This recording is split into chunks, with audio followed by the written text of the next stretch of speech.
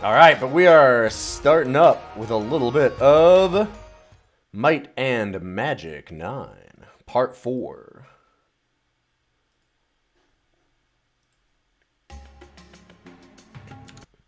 Oh, dang, you're gonna miss the pickle stream. Oh, that's unfortunate.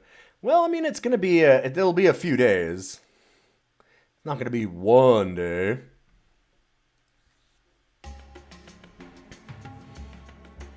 Welcome back to Axeroth. That's not true. None of my people have axes. Oh god, no, do not start a new game. Were we in Gooberland? I think we had met the Goobs. Yeah, we were in Gooberland. Alright. If I remember correctly, we were on some of our promotion quests. And we have a little bit of training to do. It looks like we've got a couple of levels. I'm gonna pop downstairs in a minute because I put on some good old hot chockey. I'm gonna have that before I get too far in the game.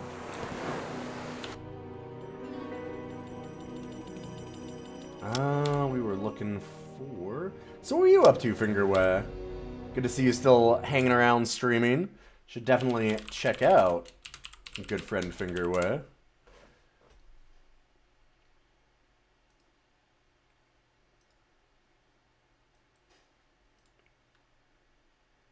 Uh-oh. Oh, did we crash it? Oh, maybe not? Oh, fuck. Hold up. Maybe? No, it's crashed. Yeah, it's dead. Okay, I gotta remember. I can Alt-Tab in the world. I cannot Alt-Tab inside of menus. That seems to be the trick a bit. Although it's finicky for doing it in the world, too. I should just not Alt-Tab. I keep forgetting about that and not doing it.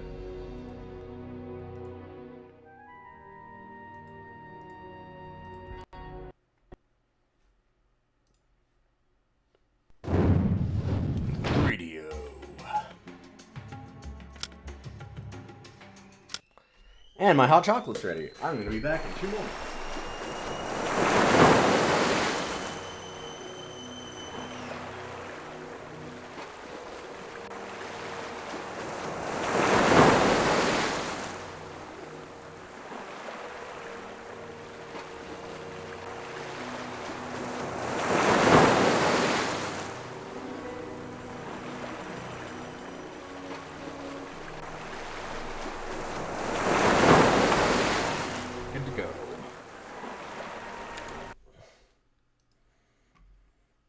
Yeah, I remember my training with the Morrowind streams. No Alt-Tab. I say, as I Alt-Tab. Listen, I just need to get a couple of screens open. Oh, no, please be good. Okay. Okay, it flashed and almost broke, but did not break. No Alt-Tabbing. No Alt-Tabbing. Bad streamer. Good thing I have this stream deck, so I can at least do some things. Like turn on my camera. Bad streamer. Bad. Stop Alt-Tabbing. Oh yes, we have to beat Ivan the Smart at Trivia, who we do have inside of the, circus here, the Gathering.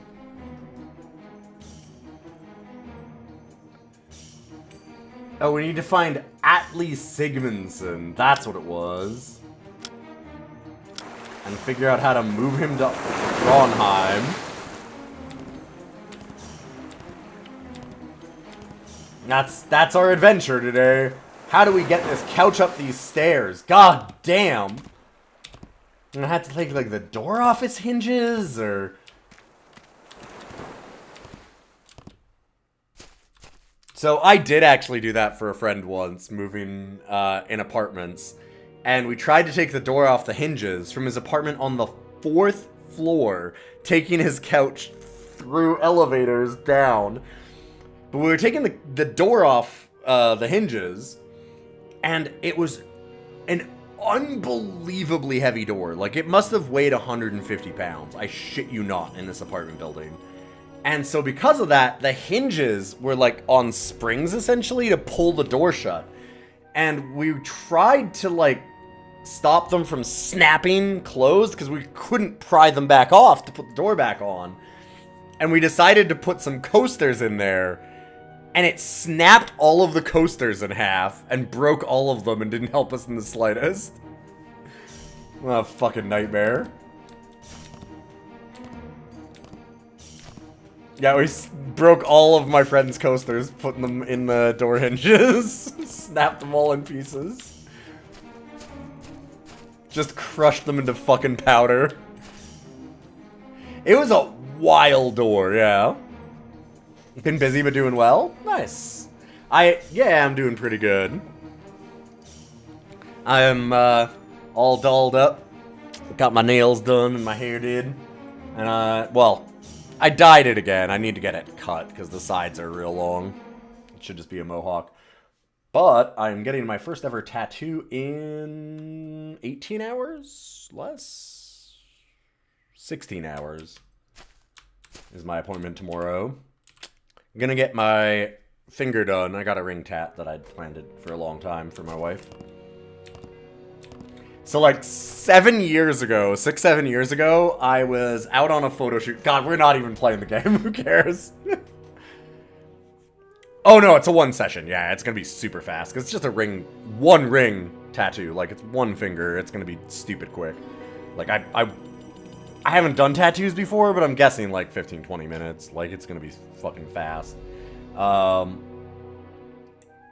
plan was like 6-7 years ago, I lost my ring. I was out on a photo shoot with her, and we had a groom who just could not get it wouldn't come off. Like, we tried to get ring photos, like just photos of the rings in like some fancy ways.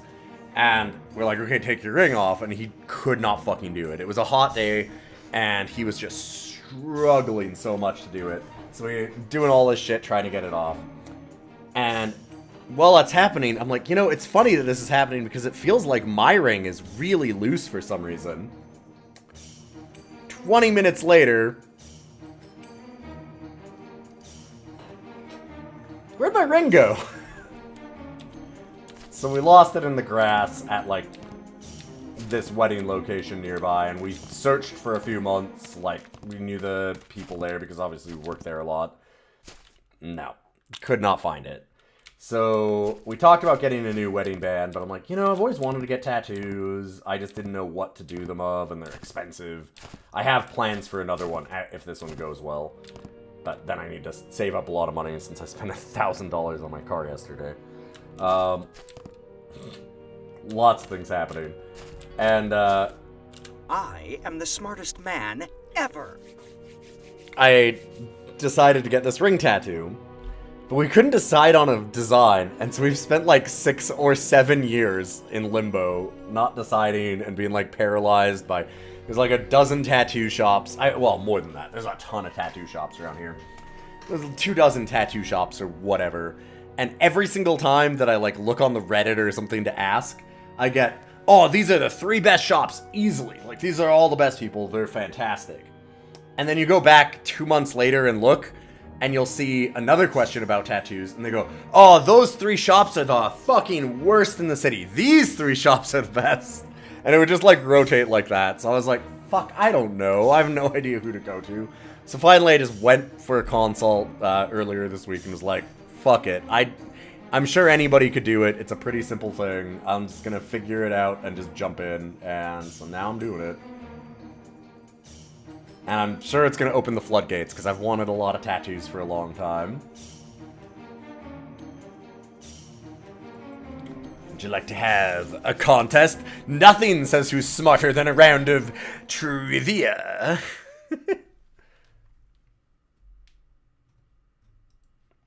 A contest of wits? To the death? Sure? Alright, ask your questions. There's nothing quite as good as Death Jeopardy. What 2 nations are most often at war with each other? Stanford and Drangham. Right. Maybe you're not so dumb. Okay, but are you the only one answering? How does this prove that you're smart? Jeopardy. That's how you got your first tattoo, is just a fuck it, let's do it. Oh, like how my wife married me. I've mentioned it before, but just the way that you said that very much made me think of it again. When I asked Tanya to marry me, her answer was, oh my god, I don't know, I need to think. And I sat there and, like, hugged her, and she's crying for, like, a minute and a half or so, and I'm like, do you want to just answer later, or, like, what do you want to keep thinking about it? We can just go elsewhere. And she goes, no, I'll figure it out. Another 30 seconds or so, and she goes, fuck it. So that's how I, that's how I got the yes. Oh, what? Really? She goes, oh, I mean, yes. And I'm like, okay, I mean, sure. Yeah, that's, God, she's so cool. She's an amazing woman. I have the best fucking wife. She's so goddamn good.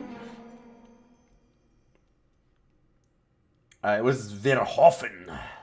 Holy smokes, right again. Where do dead warriors go?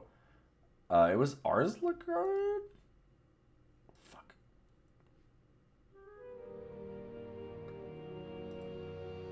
Come back when you're smarter. I'm the smartest man ever. God damn it. That wasn't it? Okay, it's just the same questions.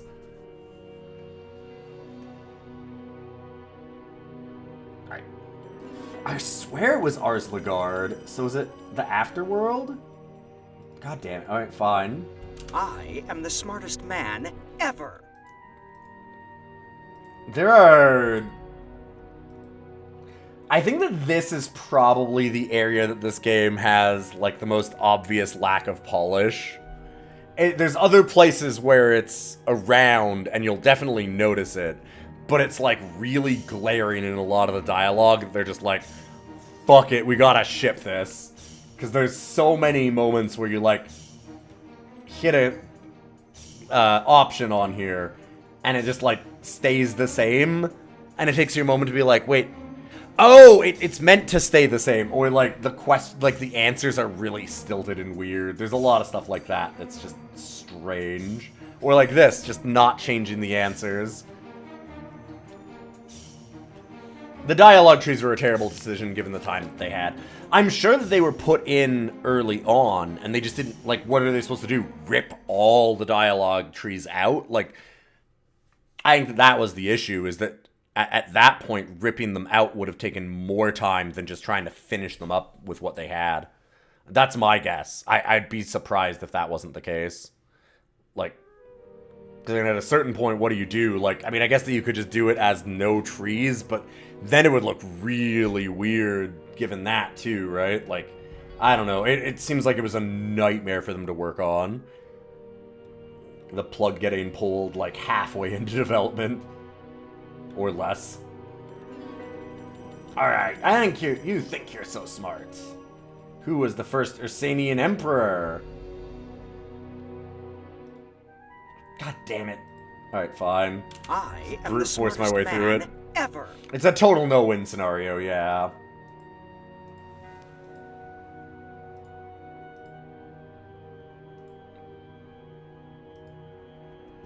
God damn it. I don't know who the Emperor... am the smartest man This is like a ever. new world that they built specifically for Might and Magic 9. Ask me about Arathia. I can tell you about Arathia. Embarrassingly so. They don't even shuffle them. Oh. Okay. I do love the very first Emperor was Hubris. Wait. Wrong. Oh wait, that's the right answer. Fucking goddamn it. That's pretty good.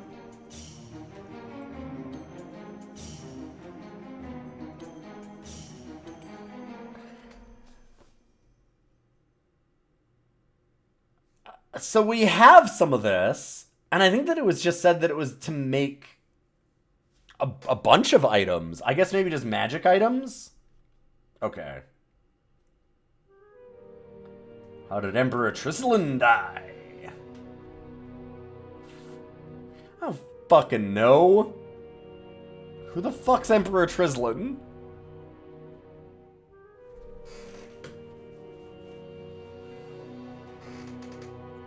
I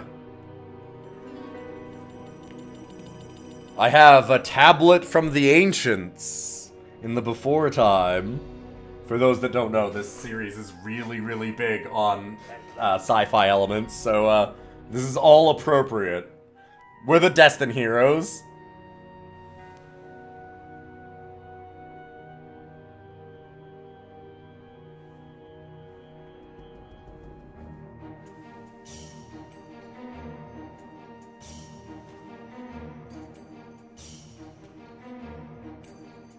Alright, Trizlin. Who's Trizlin? Emperor dead. How did he die? He was slain by Raloff, the captain of his personal guards. Who are you people? How did you learn so much? Shit, I'm tangled in. No, I don't know how. Perhaps one day we could resolve the philosophical troubles of the world with trivia. Alright, you've nearly exhausted my knowledge. Alright, let's have it. Oh man, this Ivan the smartest man in the world, knows 20 seconds worth of trivia. Who is the smartest man ever?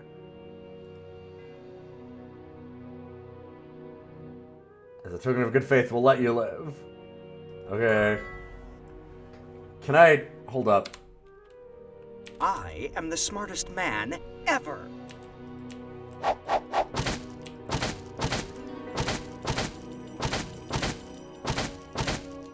Okay, we cannot kill this man, apparently. Fine.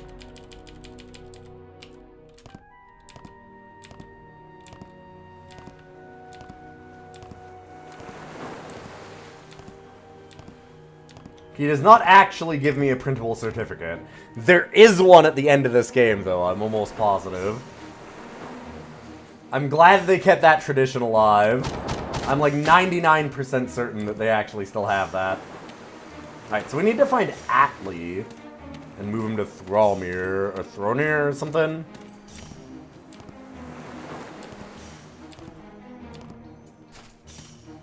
Hello. Ah, Alti, okay.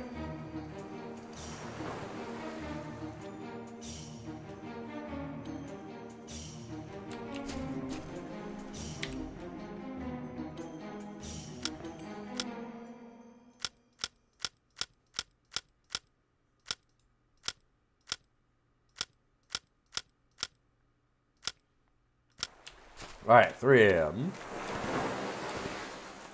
Yeah, the models in this... the sprite work was so much nicer. I know that people really demanded 3D at the time and were mad that there was still sprite work and stuff done in 8. But 8 looks so much better than this game. I mean, some of that is going to be lack of polish and such too, right? Like, that's fair. Are you needing passes today?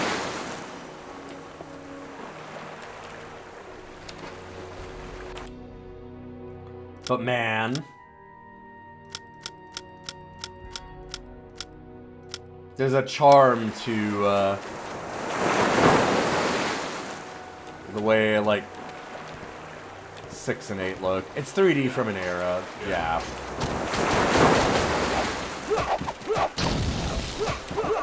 Okay.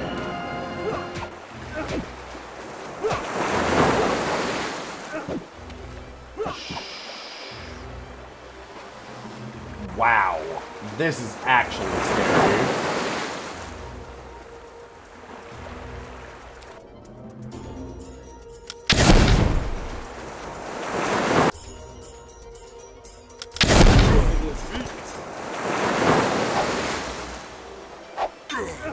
Okay, good. Get the bandits first. The cut purses are the real problem. But I get the feeling I'm not going to have an easier time if we're surrounded by the little guys, too. I can at least kill them quick.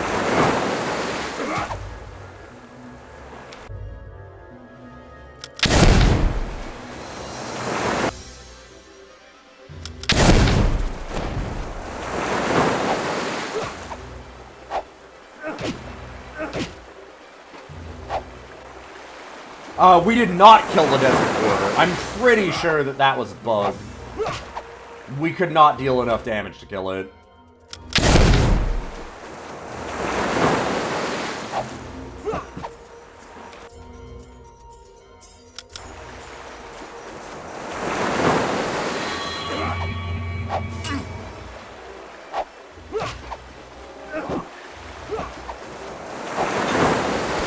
Okay. One down.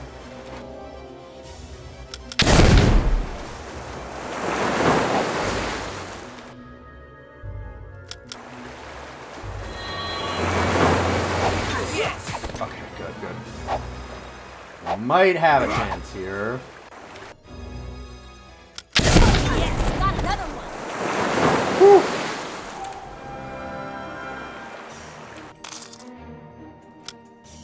A little close.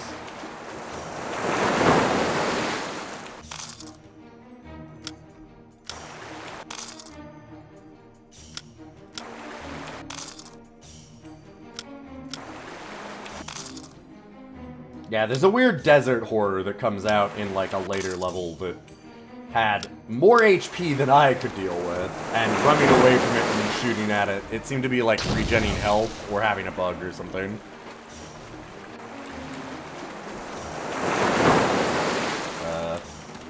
Hi. Okay, I'm guessing this is the two of them. I guess this makes you a mercenary now. You're now you've accepted gold for a job. So you're technically that's mercenary work. Yeah, yeah, you did it. That's pretty amazing as an upgrade. This does make you a mercenary, right? Like that's what a mercenary is. Yeah, fair enough. Now I can learn new skills. Does that actually mean that I'm automatically a mercenary right now? I sure am. Sick. We need to find... God, where can I go for the Crusader upgrade? That good.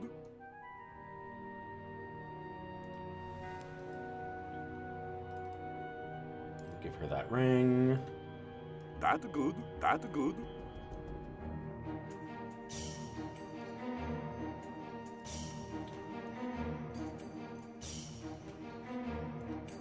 Dang, that's a lot of AC on just a belt. That's more AC than almost all of my actual armor gives.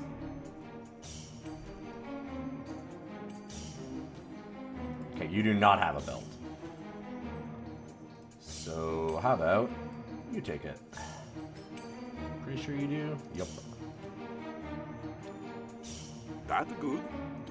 This okay. Hard boots of the pixie.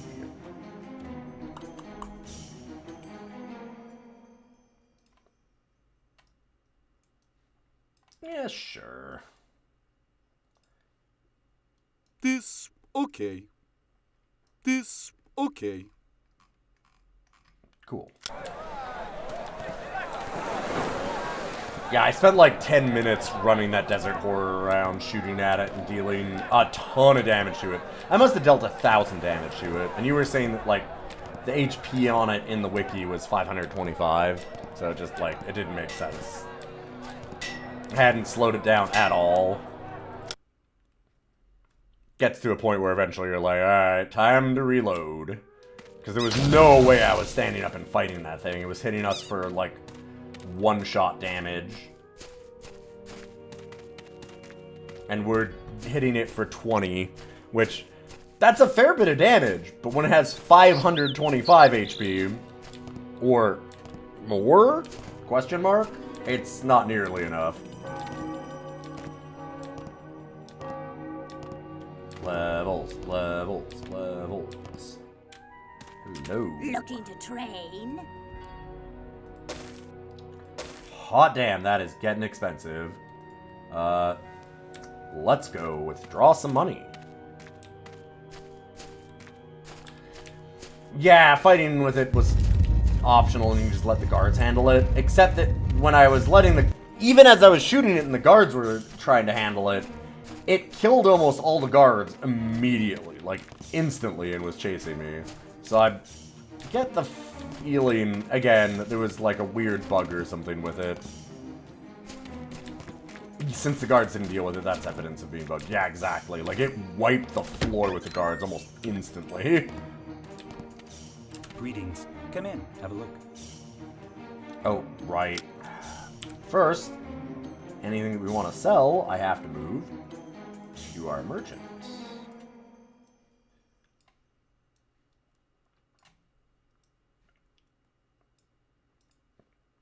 Have her as the healer. I don't know how.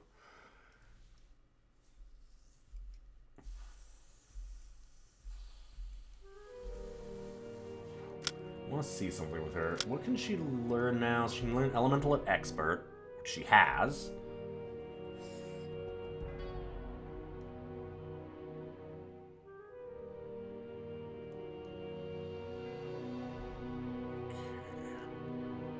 Can learn Light Magic at Expert and Spirit at Expert. Okay. So Disarm, Learning, Meditation. So I need to find a lot of trainers.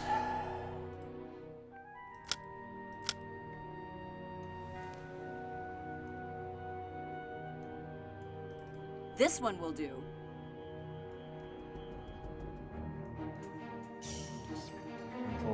I need Expert Spirit, which I I didn't want it anyway. Yes. Oh, right, we can learn Unarmed now. Sick. Okay. So we've got her with Unarmed. We need to give her Dodge. I think she can learn Dodge now. She couldn't before. We want to start doing Unarmed and Dodge and making her a frontline Druid tank. Because Druids actually get the most HP because they have the bodybuilding skill at Grandmaster. So I was going to try and make, like, essentially an Unarmed Monk. From, like, a D&D kind of thing. Their faces are, like, so flat, but then also when you go from the side, they're extremely not, and in very weird ways. Greetings. Come in, have a look.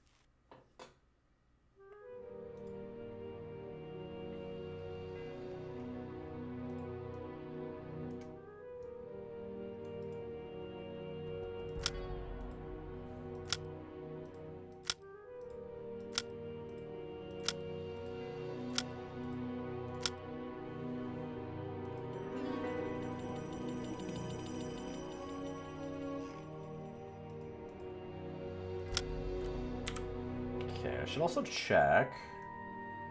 Expert and Expert. Still God, broke. so many things. Oh, you can learn Town Portal. Hell yes.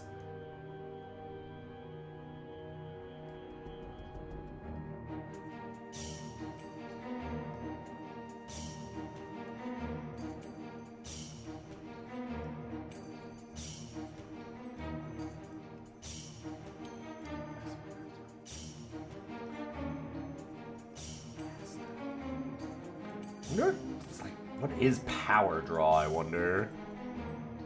I need dark for that. Oh, we sell this.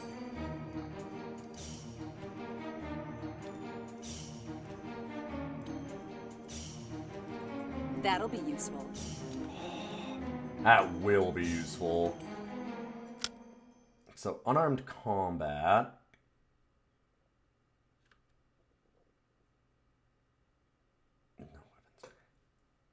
Dang.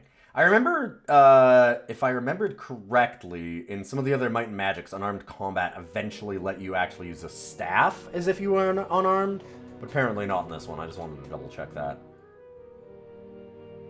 Okay. Greetings. Come in, have a look. With that being the case, I get the feeling that this is probably a bad idea. Because the main way that it was really good previously was doing exactly that. Like getting a staff with a bunch of really cool, like, damage modifiers on it, like you're dealing additional damage stuff, and also doing it as unarmed, which was sick.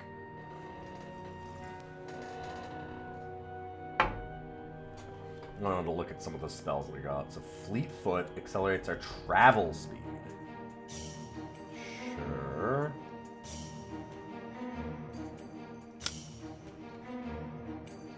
Wizard Eye is so good.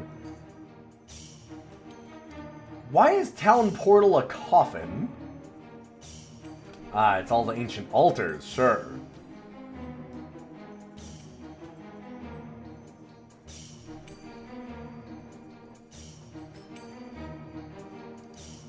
It must be cleaned or repaired in order to work.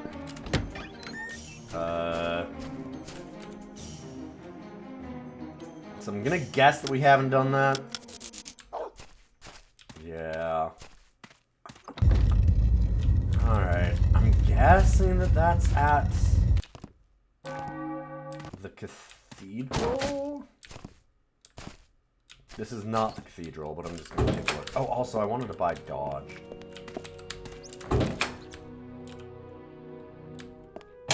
Behold the famous Markel We've the beaten Great. Ivan the Smart.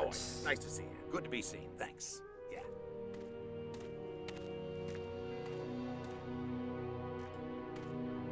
Okay.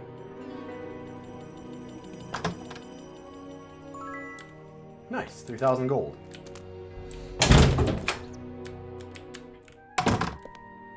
What the fuck? Hold up. All these awards were gathered by Markel the Great, fair and square. Okay, that's amazing. Holy shit. This is the reason why I love this series. Even in a game like this, that had so little dev time, that's so broken, it's still willing to have some real goofy fun.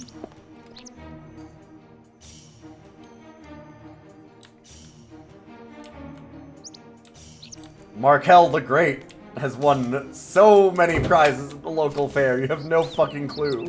Our lord is the best. Nobody beats him at ring toss. Nobody!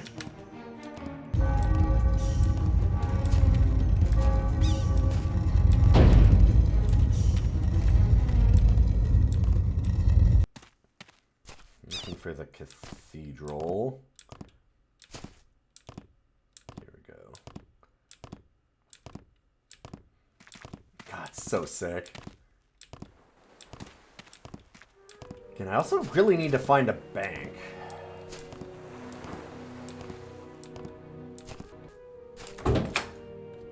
Just gonna quick save. That was a weird, jarring... So where the fuck is the altar? Where are the altars that we're supposed to town portal to? Because this don't look like it.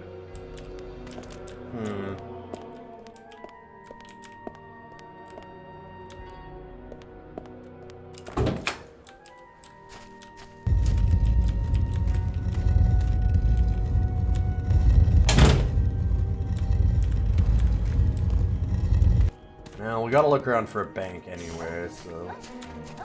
kind of wander and see if we can't find it.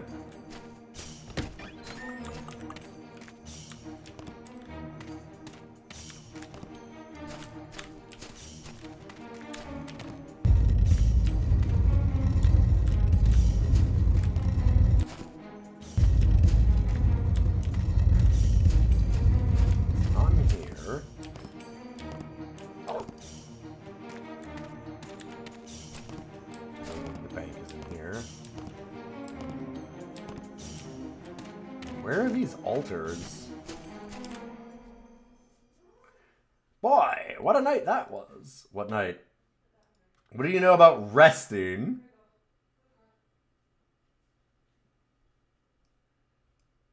Okay. Gotta rest eventually. I think that that's wrong. I'm guessing that they didn't actually add in the usual might and magic, like... There's no food. You used to have the problem of you had to feed your party and stuff, or they would starve and get tired and things like that. But I haven't seen those systems implemented in here, and I get the feeling they weren't actually finished.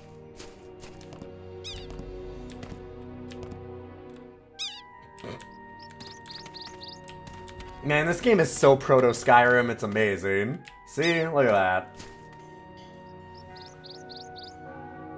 Good to see you, Cormorants. It's going great. We just found the Lord in his local plushie collection.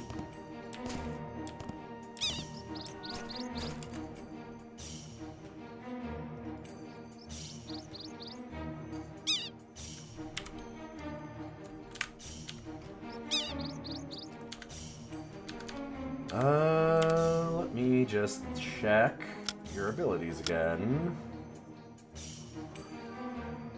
Arms Master we can now learn. Yeah.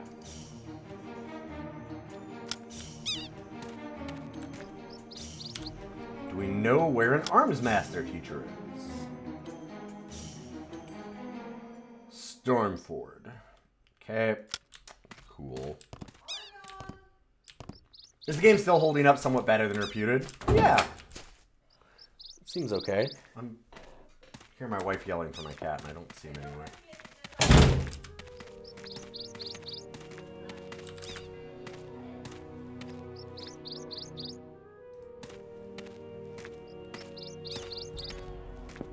This place is where the money is. Thank you, sir. I know what banks are. Oh,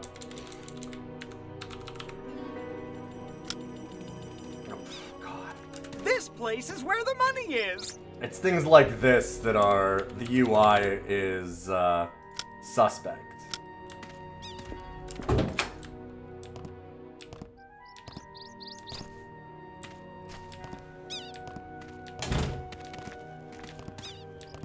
It ain't great.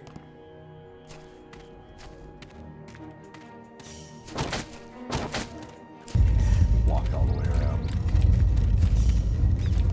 Yeah, I don't know. It is certainly not without its charm. Just before you came in, we had this moment. So there's the Hall of Markel the Great, the local lord, who has a circus nearby, and therefore, these awards were won at the Gathering by Markel the Great. All of his cool collection of plushies. So damn good. Like, there's little bits. There's little bits like that you're like, yeah, alright, he still got some might and magic in here. I mentioned it last time, but I think the most damning thing about this was a question that Grimmeth asked me, which was, what do I like about this in comparison to, like, 6, 7, and 8? And I struggled for an answer. It's not that it's, like... It's worse than those games in some ways, but it's not much worse in a lot of them. The biggest thing is that it's not better in any real way. It just didn't have time. Any of the unique systems didn't have time to bake and actually overtake the last games. Good to see you, Sponge.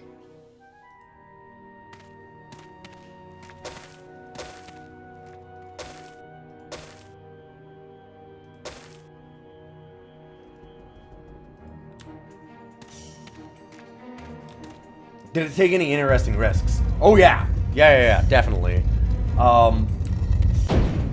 I like that, I kind of think that the system, it was off-putting at first, and definitely a risk, this is why I think that it's a risk, is that you choose might or magic for your characters at the start, and that's it. Is this character a magic character or a might character? And I think that that system's actually kind of cool, because it leaves you a lot of flexibility for your early game. And then it still branches off into a ton of different character classes, which is, well, not a ton. That's kind of where it's not as good, but... Come on, buddy. Hi. Thanks. Yep. You didn't like the might or magic thing when I first said it, but actually hearing how it works, you're warming to the idea of it. That was exactly the way I felt about it. When I first saw it, I was like, this is... Oh, like, they really cut back. This is a problem. Oh, no. Like, part of the fun is doing a big part of the fun is finding unique ways to, you know, have different weird character parties making it through these games. And it's just like, oh no, this is just a really good streamline of like, who knows if you want a thief yet? So just make a fighter, and if he turns out to be more thiefy because you put those skills on him and then start leveling him up that direction, cool, you got a thief. Like, it's really neat that it lends you a lot of flexibility in how you do things. I thought that was great. Like, that system is actually really nice. It took me a while to really warm up to it, but I do appreciate it now that I'm into it. Okay, I can't get Master yet. I have to level up to Gladiator. Can't get that either. There. I could get better at shield, but I can't actually get better at shield until I can do left-handed spear use, which I need another level up for. So, I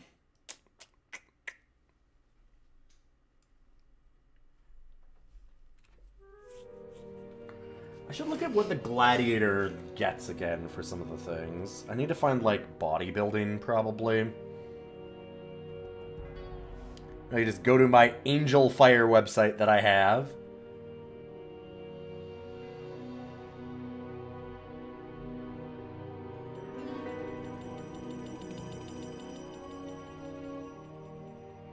Yeah, bodybuilding would be good. Arms Master we have. Repair item is a thing I should probably get.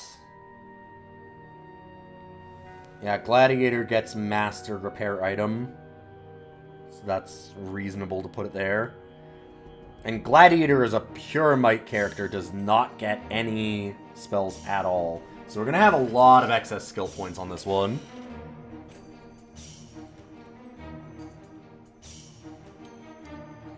So I might want to just wait and buy that. You need some stuff. Learning's going good already.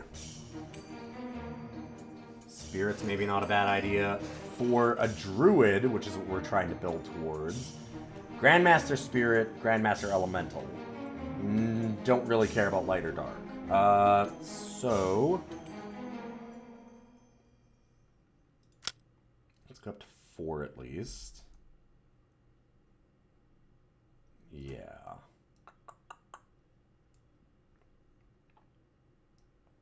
Could go even more learning. I think we're probably good on that,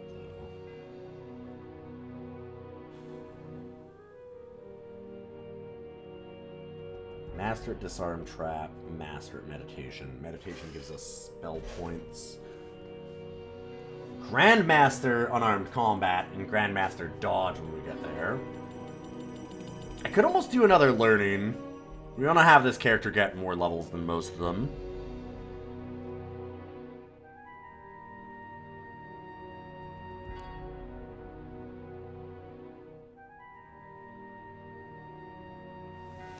Yeah, exactly, Cormorants, yeah. Start broadly incompetent and specialize is a pretty good basic idea for party-based RPGs in general. Yeah, it works out really well. I like it a lot in this game, the more that I've delved into that system. I think the way that they're doing the levels is really neat. It's just too bad that there's only so many classes. Like, there's still a fair number, because you still have... So, endgame classes, you get Priest, Druid, Mage, Lich, Assassin, Gladiator, Crusader, Ranger, and Paladin. So you're looking at like 10 or so, right? Oh, no. 1, 2, 3, 4. Because Crusader's not one of the endgame ones. Yeah, you're looking at 8.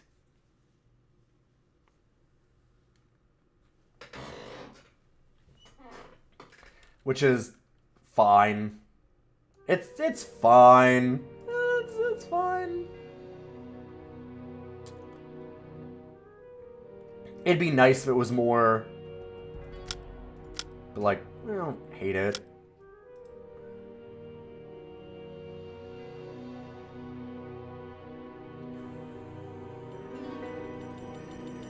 So this character, I am still uncertain of what to do. We want this to be our mage. I don't know if we want to go lich or if we want to go mage is the problem.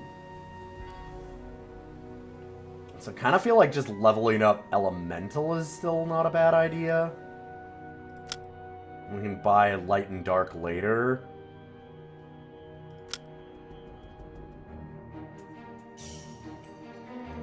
We'll leave that 3 and we'll save it for identify item.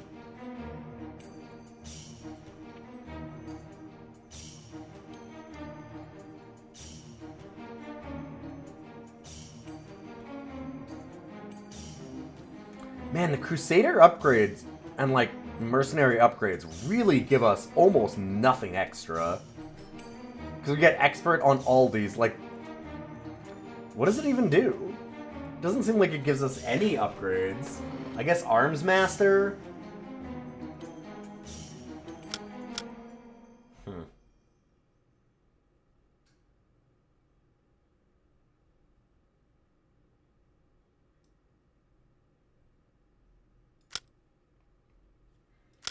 Alright.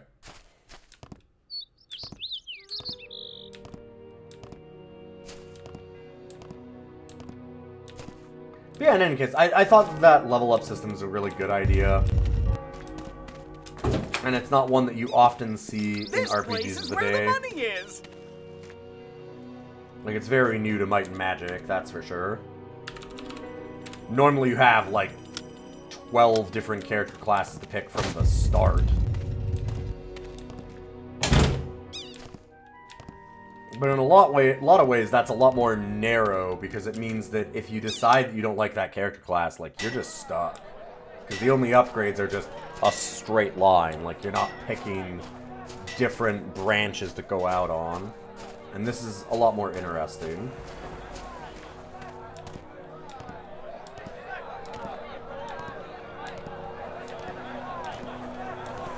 It's definitely becoming one of those games where it's like, oh...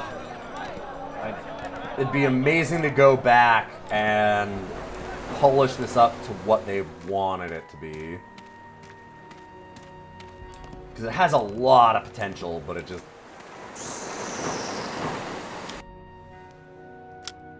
not there.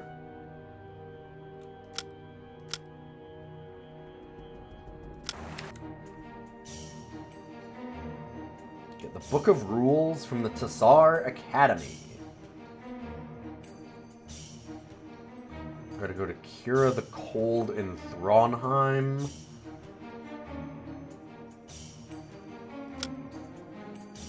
Do I know who gives us the last upgrade quests? We can go to Mercenaries to Assassins. Mercenary to Gladiators is in Stormford. So Drangheim and Strumford, God,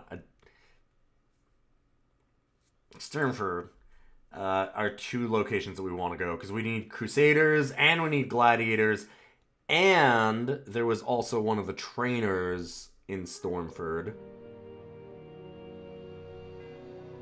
Scholars, Dorgard. We don't know who upgrades to druids. Sure.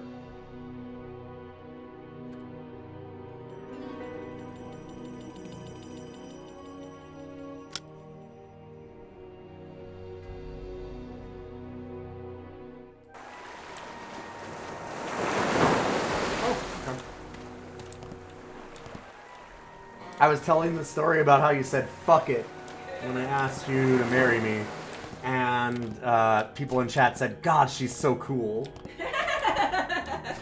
I am. Which she knows.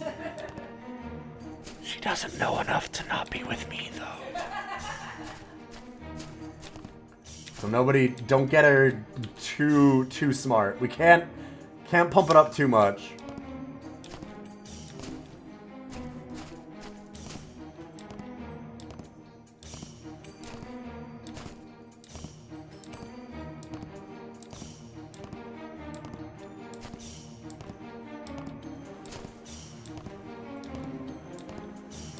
Yeah, each class kind of has a single correct build, yes. That was part of the problem with some of the earlier Might and Magics, is that, like, for example, in Might and Magic 7, I'm pretty sure it's 7, when you're trying to get to... Yeah, it's definitely 7. Oh god, you have to go through Thunderfist Mountain to get to... Where's the Warlock Town? Whatever the Warlock Town is called. When you're trying to get there... Nyon, thank you. When you're trying to get to Nyon, there is death magic in the main quest line, where the Minotaurs will just touch you and one-shot kill you, because they have death magic. So the best, easiest way to get through, and almost the only way, you can kind of do it by using invisibility, but it's not nearly as easy or predictable, is to need protection from death magic, which you can only get if you have, like, a Grandmaster Cleric in your party kind of thing. So if you didn't pick a Cleric, because you're like, oh, it's cool, I'll do a weird build where I, like, use a Druid for some partial healing and a Paladin, which I tried at one point, like, I wanted to do this cool thing. Fucking hard wall. It is rough to get through. Whereas this seems like a lot more flexible, and you can kind of figure things out as you go. Seems a little nicer. Are you needing passage today?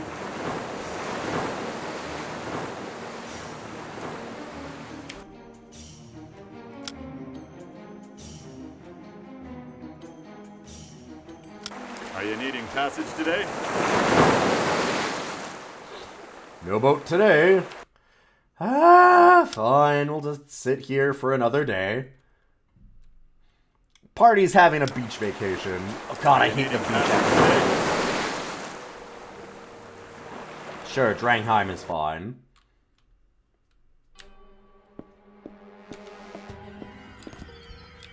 So we need to go to Drangheim and Sturmford. And those are both side by side. They're on the same island kind of thing.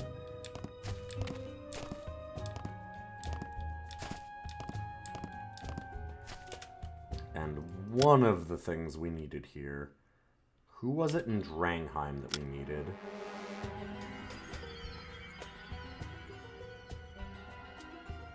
I think it was the Gladiators thing? No, that was Stormford.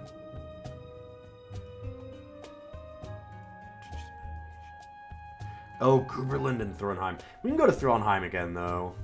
And get meditation there.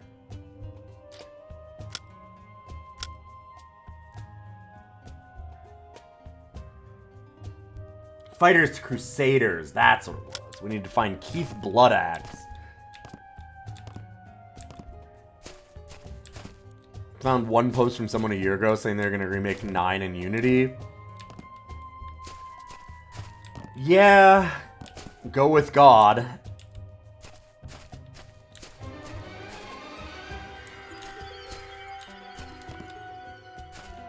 Like, the problem with that, as you've already correctly identified, is that it's not just remaking it in Unity that you need to do. You need to do, like, the potion mixing that never made it into the game, which means you need to add a whole alchemy class. All of the, like, branching conversations are all stilted and weird and don't work right. So you need to, like, rewrite and redo the entire conversation trees. Which, like, it just needs to be a different game. Better clear off before trouble finds you.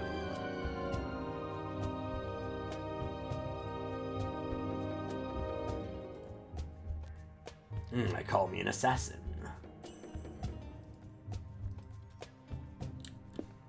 Ready to tip one back? Why'd you make that sound so sexual? Want to make the game fully finished with more things to do, better graphics, and an actual good ending. I have features from previous games. I want to try and make it fully open world. Want to make it multiplayer and possible map multi-platform.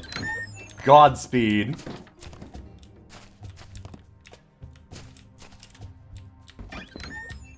Looking for a weapon? You look like you could use some armor. The study of Poltergeist. Chain shirt note as Poltergeist has been in collection for years. After studying it for the detail for 6 months, I cannot find a concrete evidence for the claims it is made from Ghost. Just from Ghost. You know, the Ghost. Ghost. Dave, my research thought I heard someone in the laboratory playing with the shirt. On the 18th day, during my study of the unusually pale color of the links, I felt a strange hand on my shoulder. Okay. Possessed chainmail. Wait, do you sell it? You some armor. Do you just have this possessed chainmail? Because I'd love to see it.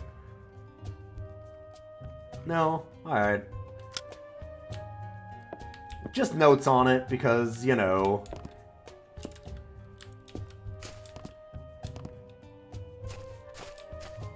So where the fuck is Keith Bloodaxe?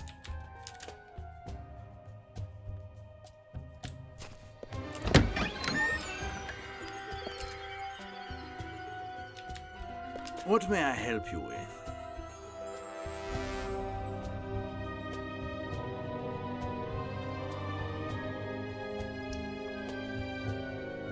Okay. Also... Neat. Let's go... There's Crusader to Paladin. Landis Farm. We know the Gladiator. Right, Magic Path. Scholar to Mage. Guard. Frozguard. Healer to Druid. And Frozguard. Okay.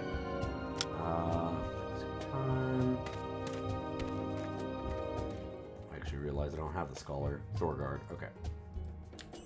Well, that'll fill out a lot of information in our notes. That's good. Yeah, I think doing a spiritual successor is way smarter and easier than building onto this from scratch. Like, I don't know. You're building an entirely new game at that point already. I don't think there's much point in holding on to all the stuff in this one, like...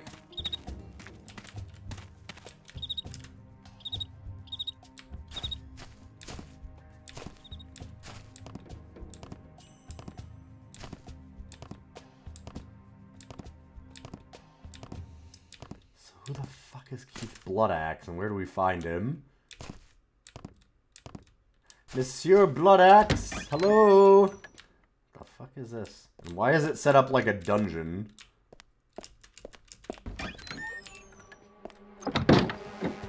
Huh. Because there's like a green aura around it, which it seems like that generally means that it's some kind of large building of some kind. Like, huh. It's like a tunnel or...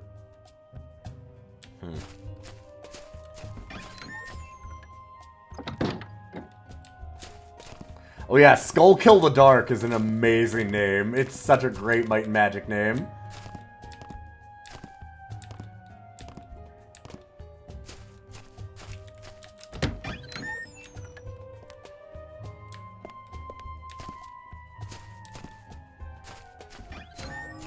God, I wish I could move my camera enough to show it. But my cat is doing the, like, there's the edge of his bed, and he's just gone, like, and squashed his face first into it, and now he's going, like in his little snores. He does it all the time. It's his preferred way of sleeping up here. I'm sure it's because it's too light in the room, which makes me feel a little bad.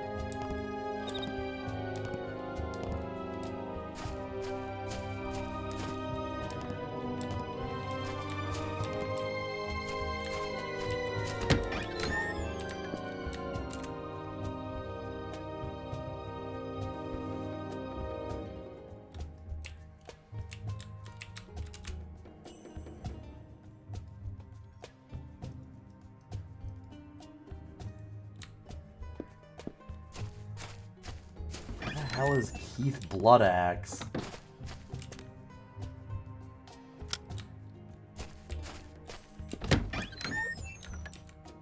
Keith, hello?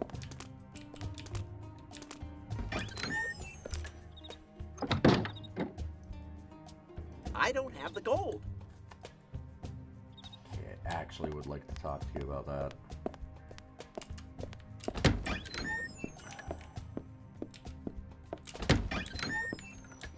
Greetings, The travelers. Jarl.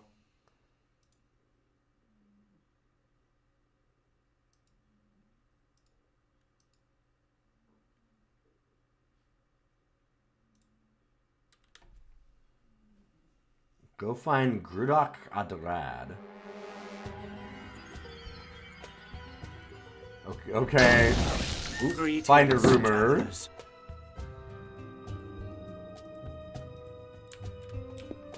Sure. I did remember seeing her.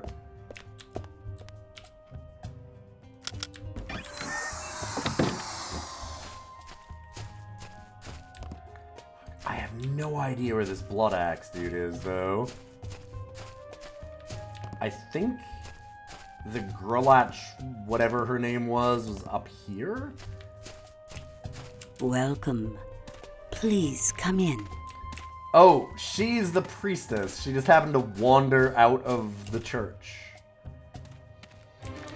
Okay, I really thought her name was Taco Tonlin for a second.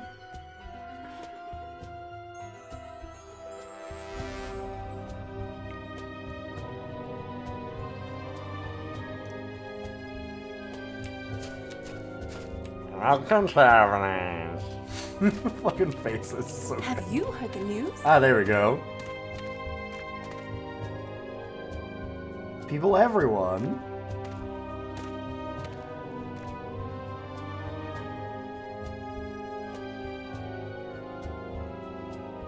Gotta promise not who told you. She's been telling me all the news.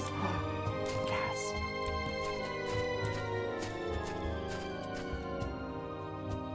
Oh, that sucks, Sponge. I don't want to hear about failed games in this genre that just didn't get made. What was the name of it, though?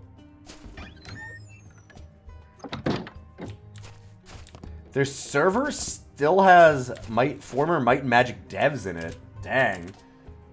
Got any questions for him?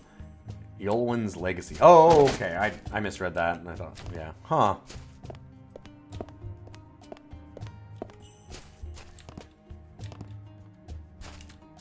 I will have to think about that. I don't know that I'm much of a... like... interviewer. Oh no. Oh no. Please don't get... okay. Do not get stuck on this woman. Or... What? What am I stuck on? Okay.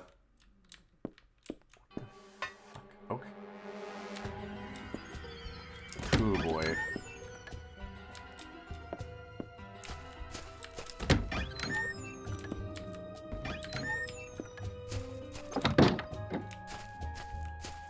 Oh, shoot. Right. I was also going to go to the bank and then come talk to this arms master dude. We're still on the search for Keith Bloodaxe. itch.io demo is from 2020. Dang.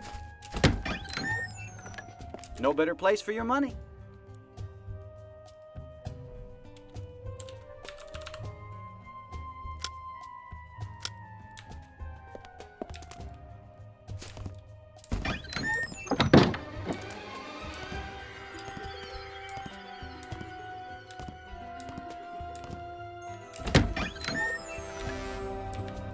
What do you want? Alright, cool. Finally found Keith Bloodaxe.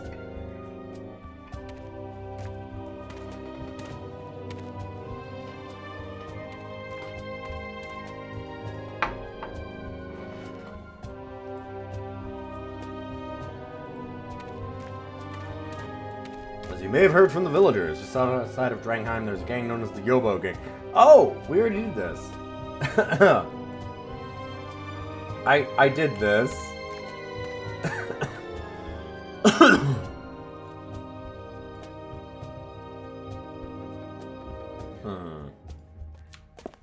Because we killed those guys.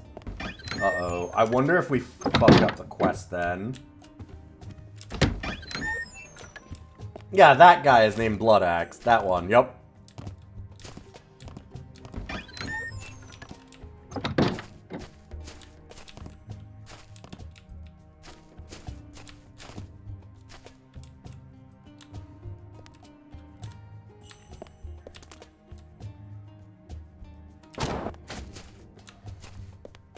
Yeah, for early 3D, actually, like, as much as we've kind of made fun of some of the faces, there's a lot of detail on them.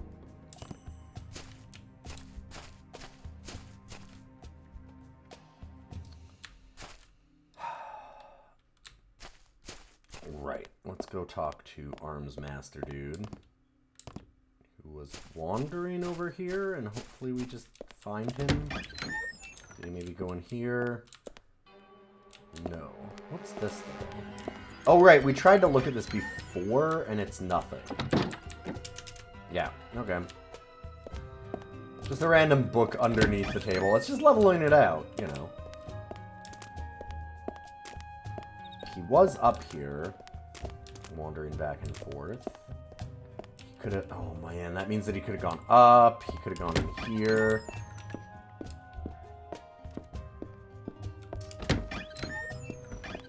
Where did our Armsmaster dude go? Shit.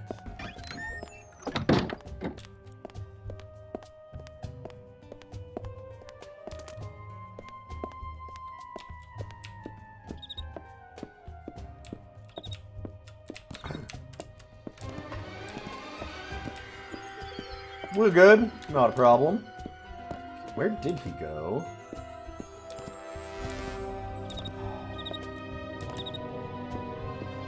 Okay,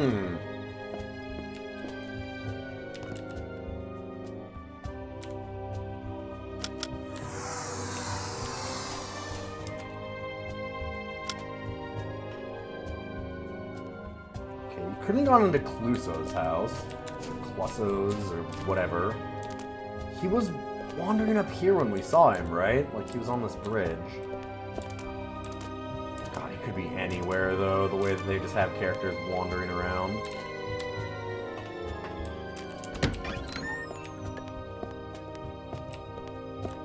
No, he's not in here.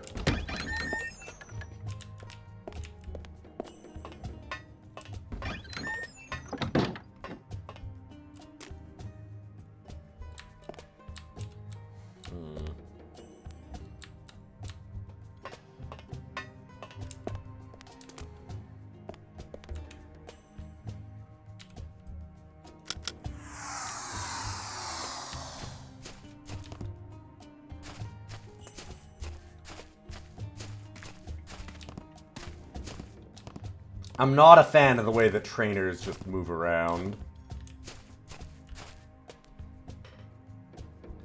Sometimes you idly dream about making a spiritual successor to these, but you don't have the right kind of creativity. Your employer owns everything you make. Yep.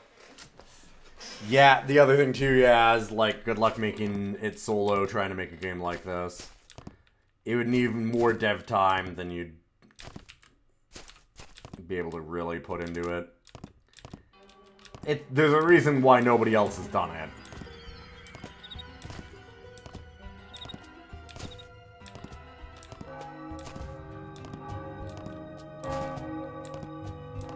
Like, I love these games. I'd love it if there was a spiritual successor to them. But at the same time, like, you know, I gotta give up the dream eventually.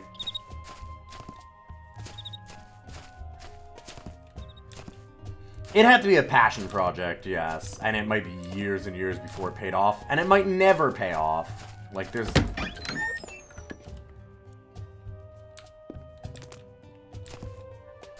It's just not worth the risk and everything for it. I wish it was. I wish that there was... Like... God Where did he go? Well, we've got to go and talk to the Jarl anyway, because we found the source of the rumors.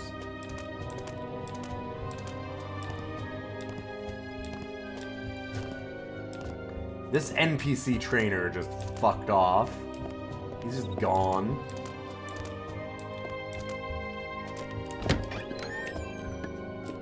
I'm gonna go in here and he's gonna be standing next to the Jarl. Greetings, travelers.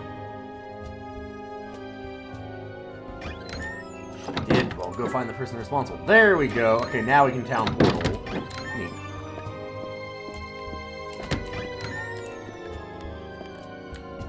It's gridded, but you look forward to me doing Lands of Lore.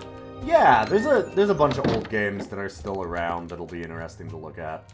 We're gonna do Ravenloft Strahd's Possession tomorrow, actually.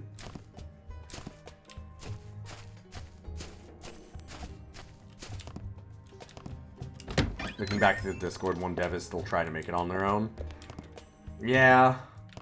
There's also, like, Call of Sarengar was one that I saw and followed for a while, but, like, I haven't seen any progress on that one in a long time either.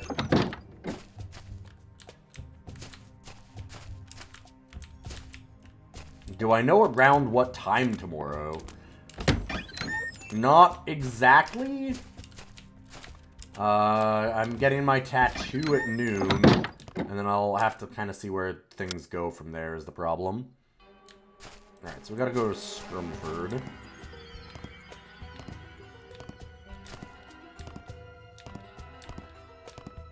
On the way, go check out those bandits. They were up this way before, right?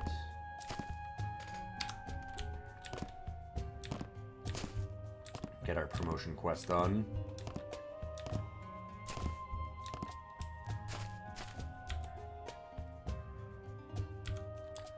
Maybe I didn't go far enough to see all the bandits. Let's go look.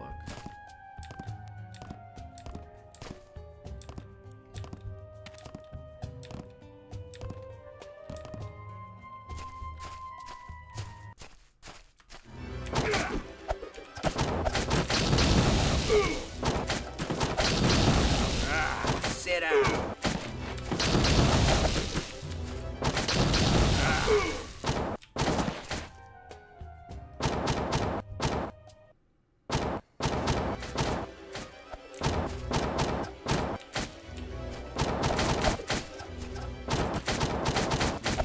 Party of snipers. Doesn't worth my time.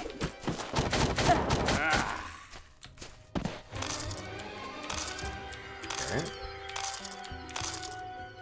Yeah, there's still some, like, manual stuff that I want to pour over with, Strahd's Possession. I was hoping for late afternoon, evening. Fair enough. Yeah, it's probably going to be late afternoon, evening. Should be earlier than today.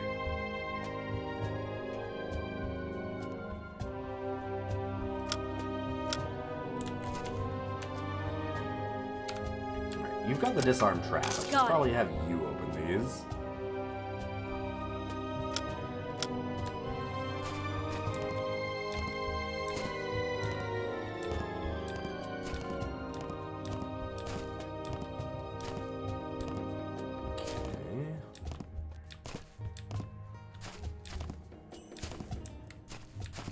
Oh, no, no, no, no, no, no, no! No! God damn it. Can I go... Can we Skyrim up here? Hell yeah.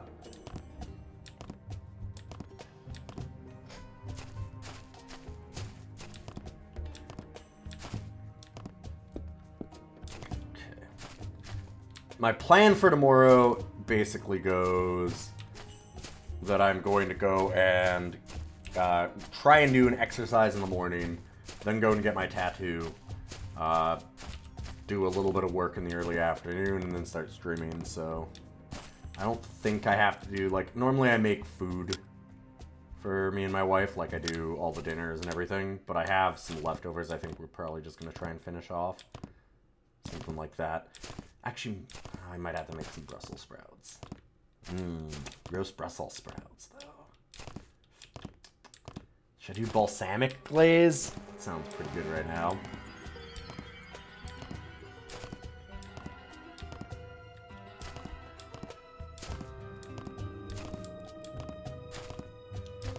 So I don't know if those were the Yobos or not. This is where we went before. Yeah, and these guys were way worse. Which is probably that last time.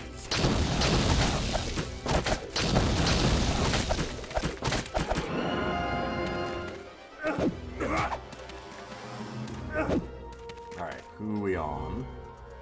You.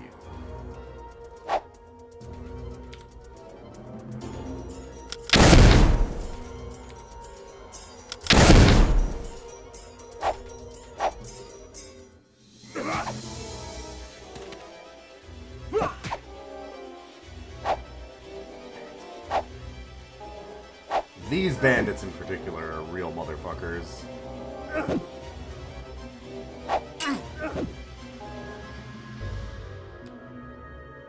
Alright, come on.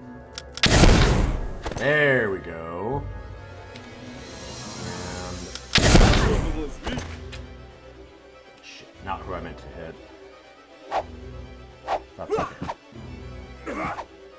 So we'll cast Sparks at the big guys. Just have everyone else try and attack the cut first. So it'd be nice if we could hit.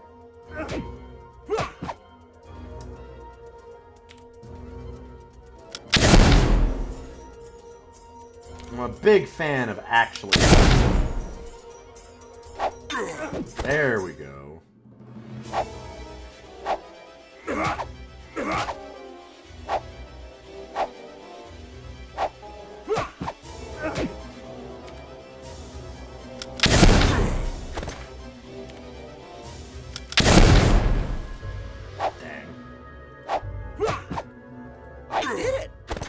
Hey, nice.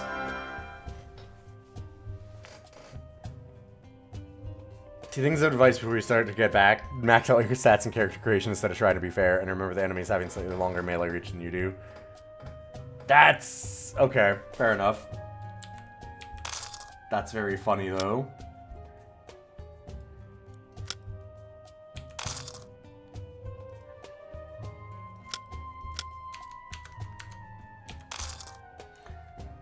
So I'm also curious... yeah, I don't know if that actually goes to this character if we don't have them selected before. This is the ID character, so I should be picking everything up here anyway. Make it easier.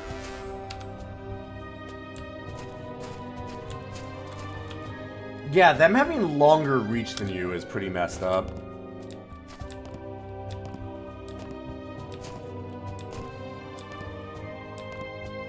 That is real strange, actually. Alright, got the dolly, and whatever the fuck that is. Whatever the fuck that is. Got it. Nice.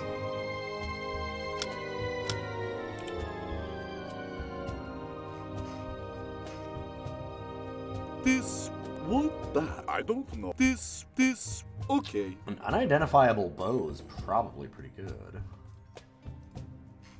This, okay. Hollow steel gauntlets.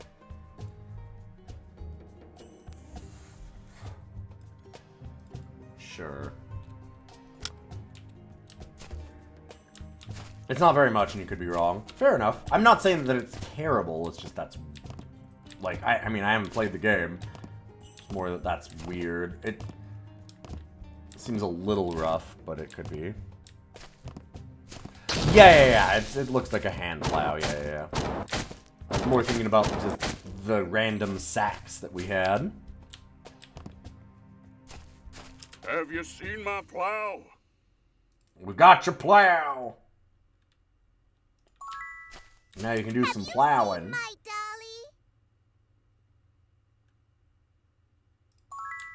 What will I do without my herbs? So the funniest thing is none of these people existed until we started this quest. And we already killed these bandits previously, and they didn't have any of these items. So they all just spawn in for this quest only. It's pretty good.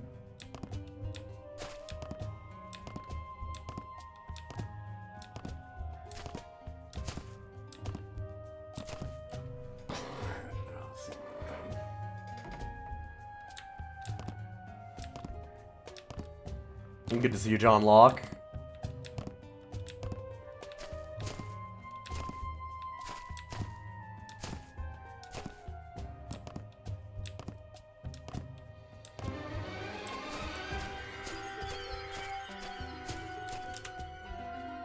If it's there, it's probably not a design decision, and rather just a weird little bug. Yeah, of course, of course. Understand.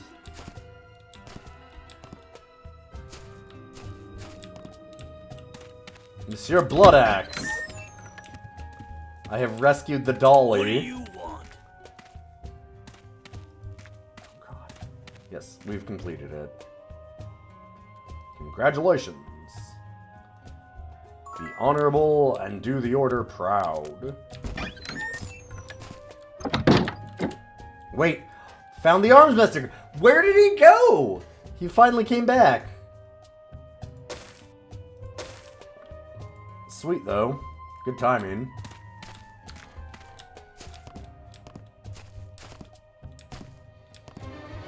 Alright, now we need to go to Strumford.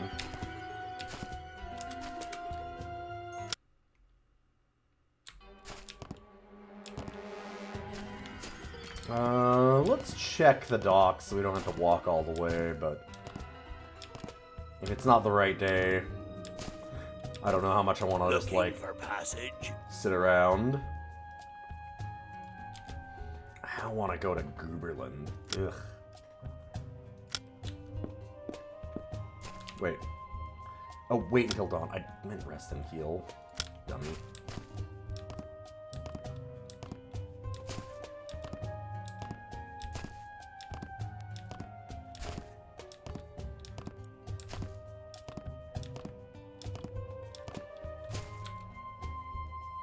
No, we do not want to go that way.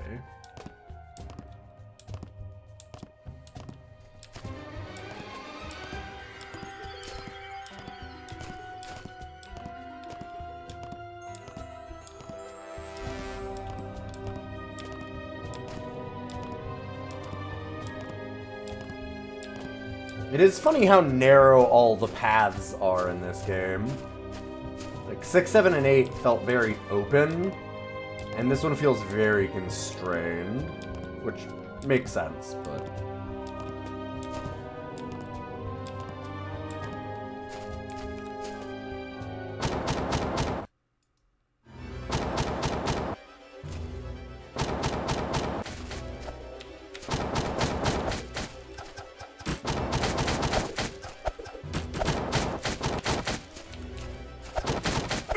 Sit down.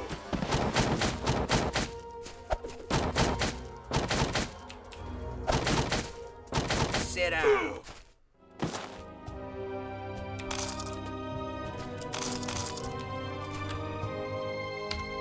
New friends to kill.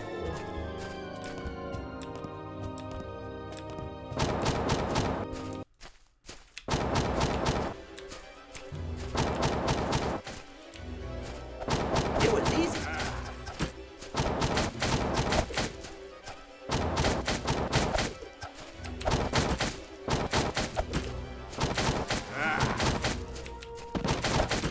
I wonder if we actually got him to hit his friend, because that knife went into his friend. I don't know. I guess we could look at the combat log history and see, maybe. Oh, it doesn't go back far enough. Yeah, it's hard to know. Oh, no, we can go back. Oh, only like an extra 3. That's very funny, actually.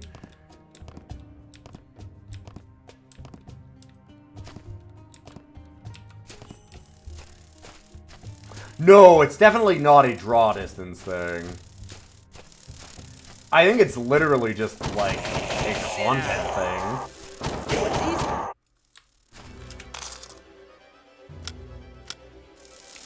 It was easy.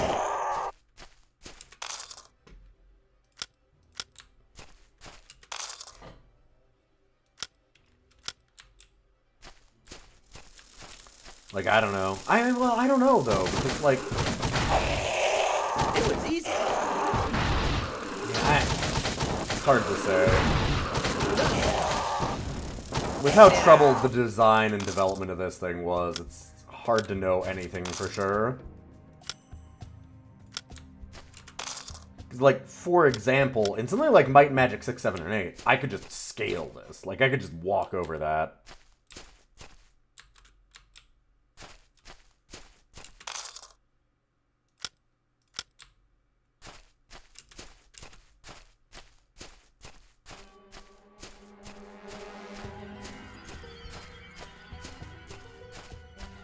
In this game, there's no way I can get up over that.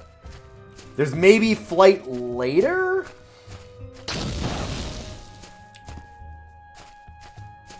Maybe?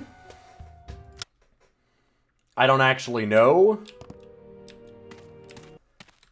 There was in all the other games, but... Yeah, who are these guys all in Thrall to?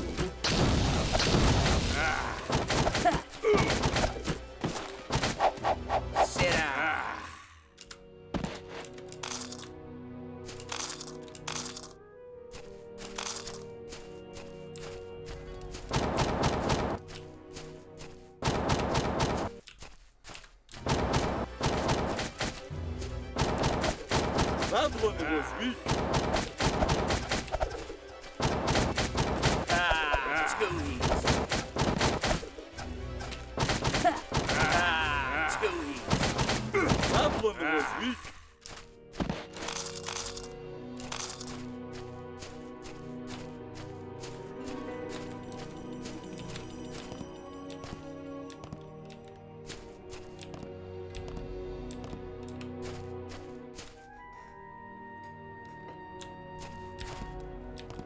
You don't know if any other game has sufficiently captured the...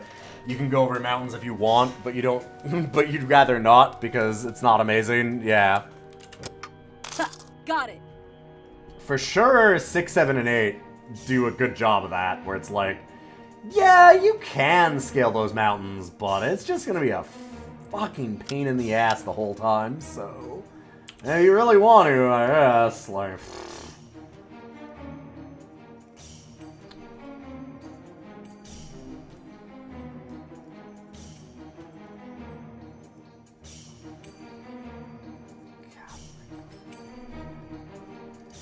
Cavalry bow is now our worst one. Let's take that off of you.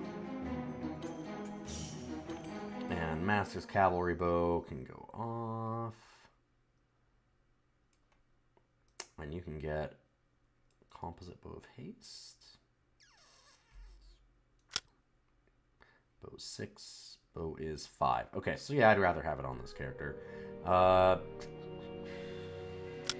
Last thing.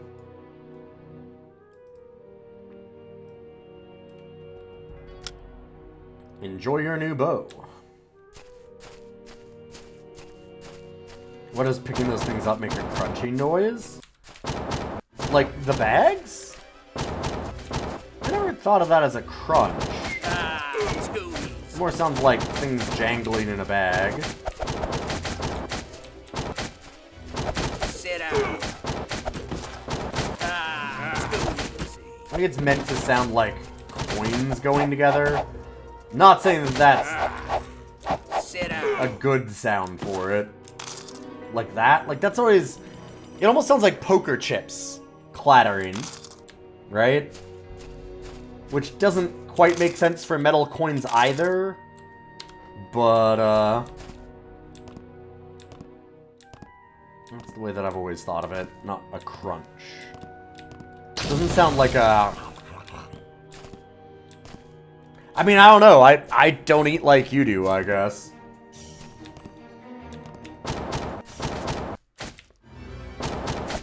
It was easy. Sit down. Done. Jeef's just out here trying to be polite and offer chairs to everybody. Please, sit! Sit! Shrug. Yeah, no, it's... We can all interpret things differently. I always thought... It always felt like, to me, like poker chips clattering together. Again, not a good sound when you think about it, because, like... Yeah, okay, that's kind of like coins. But these are supposed to be gold coin. Like, that's... You'd think that it'd be a clink, not a click. It was easy. That's the sound that they had in 6, 7, and 8 too, though. Like, it's very similar.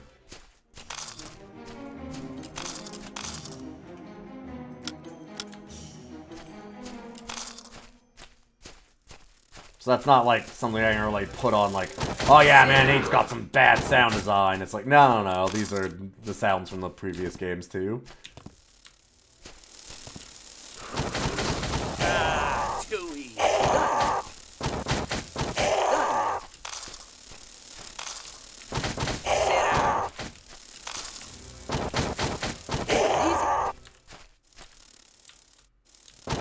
Sit down. It doesn't sound like the 6, 7, and 8 one.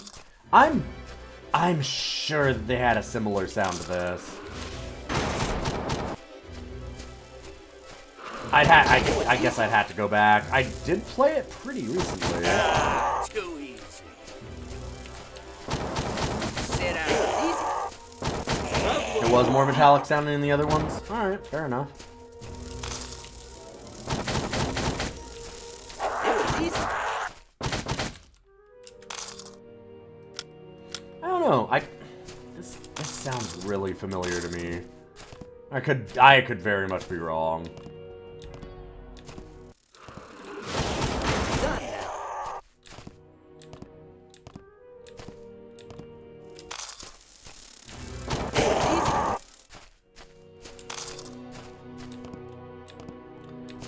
It's weird that we're kind of already running into the problem. I felt like we were getting a lot of gold, but leveling up is already stupid expensive. Sit down.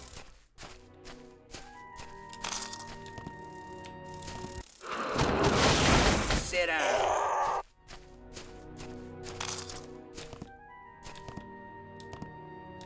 Just need to find a way to break the gold economy.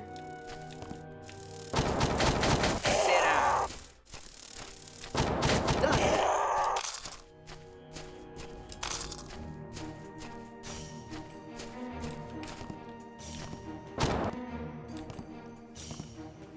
I think that I found that really annoying when I was younger, and I don't mind it now, that it's like... You can always buy more power in these games. Like, that's kind of what it ultimately breaks down to, is like, do you have enough gold to be a good enough party? You don't learn things, you gotta buy them. Everything's got a price. I'm gonna guess that the altar to teleport to this city is at the Jarl's house again.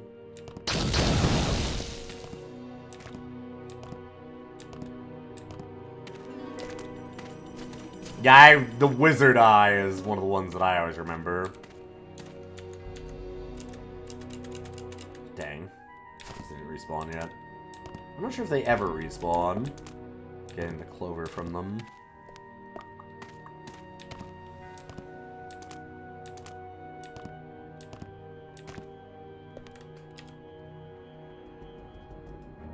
Can't rest here. Fine. I would like to buy your finest dodging skill, please. Actually, we also wanted...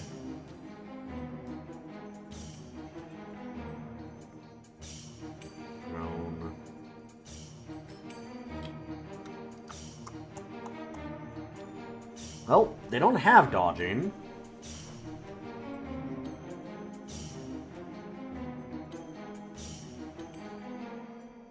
Shit, and I sold it off too. Huh. Alright. There was something else that I was hoping for. Definitely need perception. I hope we can find a spellbook for perception. This okay. I don't know.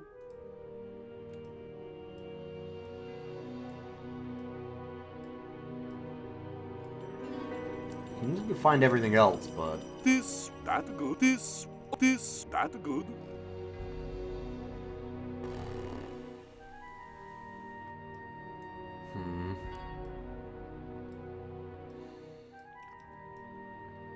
Do I want to do thrown weapons over bows?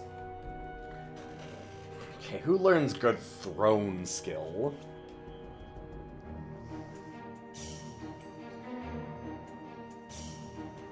Assassin learns Grandmaster.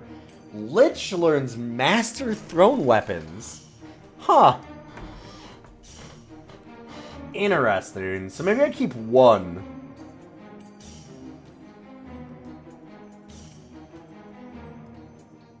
Lich basically gets like an alternate bow skill that they get really good at.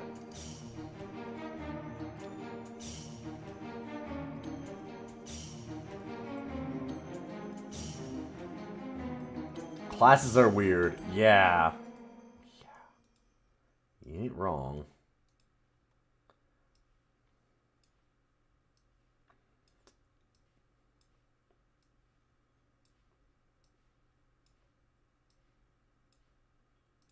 That'll be useful.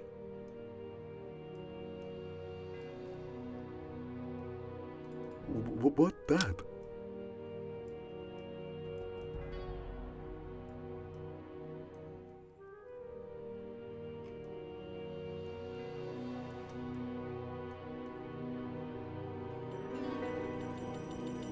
That's a good one.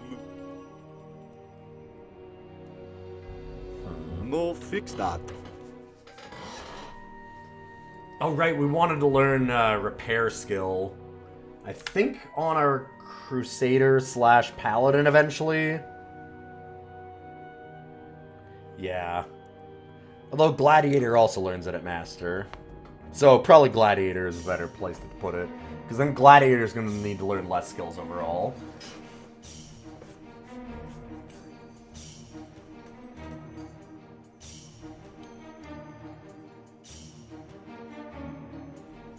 Druid was the Cleric Sorcerer hybrid in 7 and had absolutely no health. Yeah.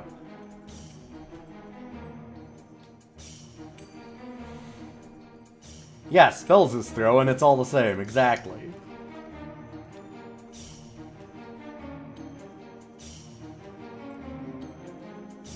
It's practically the same.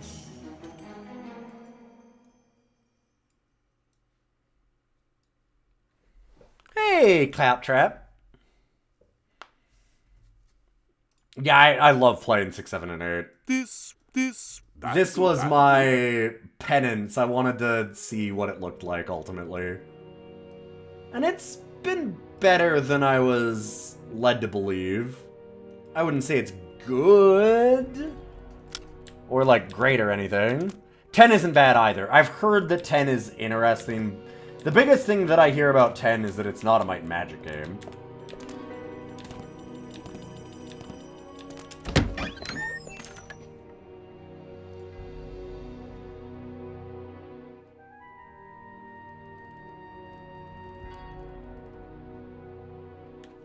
I don't think 10 follows 9 story-wise. I might be wrong. But one of the biggest problems with, like, 10 and Heroes of Might and Magic 5 and 6 and stuff was that they just, like, grabbed all of the sci-fi weirdness and stuff and went... Ugh! And threw that the fuck out. They had them all teleport to a new plane and then just were like, and no more science stuff.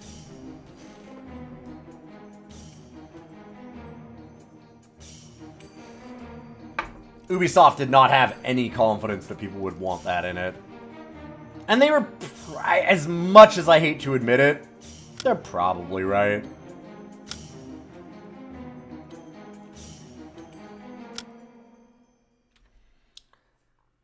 Yeah, all the Ubisoft ones are, like, fully separate from what I know.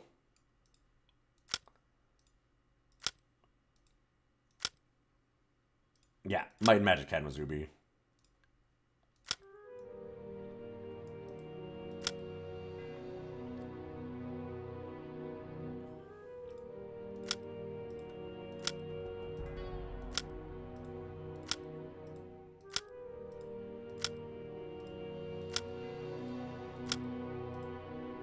Like I said, they quite literally were just like, okay, everybody walked through a portal and they went to a whole different world, and that world has only magic and none of this dumb science shit. Fuck that. It was part of why it's not really the same feel as the other Might and Magic games.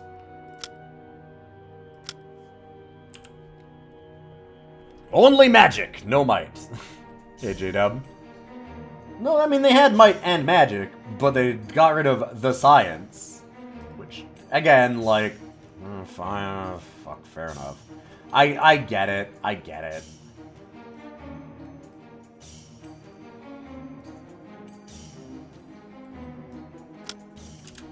Like, I hate it, but also, I have to admit that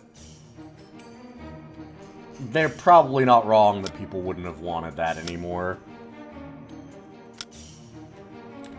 The portal thing was still New World Computing.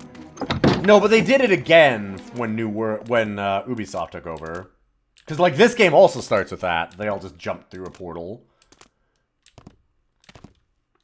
But they did it again and reset it again, as far as I remember. Like, it's not on Arathia and it's not on Cheedian. It's in whole new worlds kind of thing.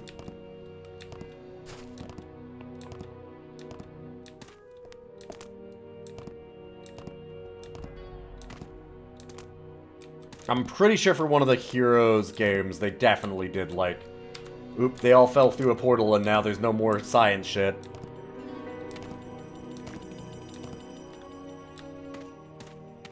Did they come from Science World? Well, this one still has the science. We're talking about 10. This is still a New World Computing one.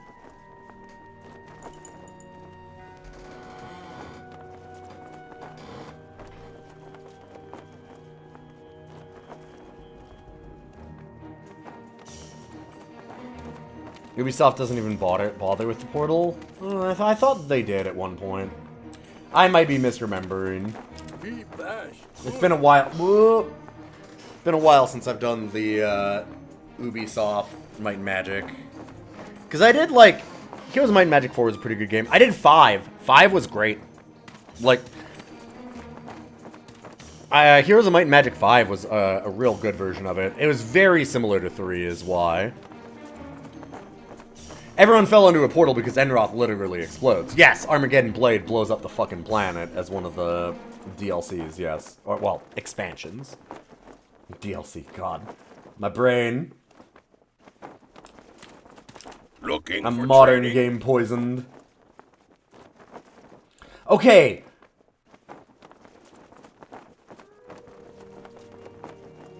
Oh, we didn't have our merchant talking last time. We paid like double plus this for levels in the last city.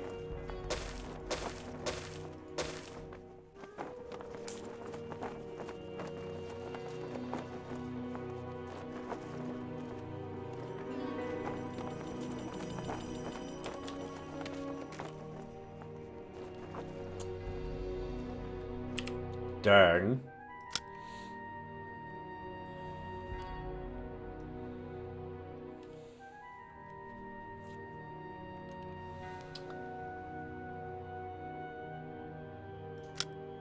Go to 7. Okay, Gladiator can't get better bow. Not sure how much more I want to put into that. Could start putting in shield. I can't use it yet is the problem.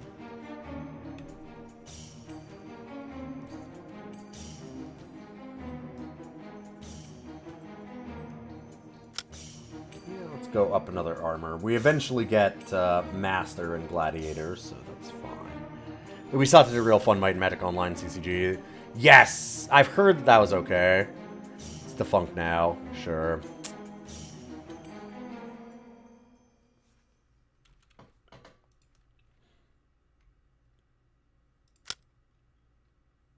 Better unarmed. Yep.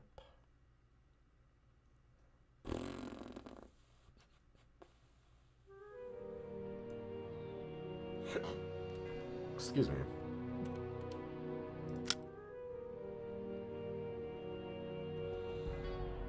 got more meditation.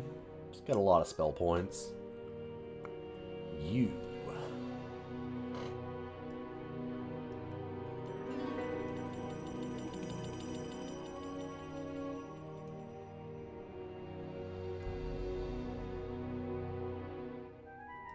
Yeah, we'll do that. We'll leave everything else. We might eventually want to teach some spells to the paladin. Fine, leaving some points sitting around.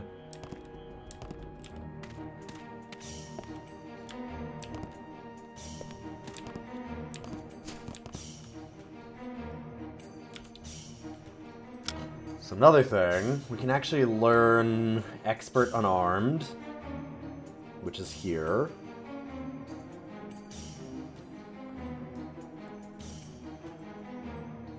What else can we learn?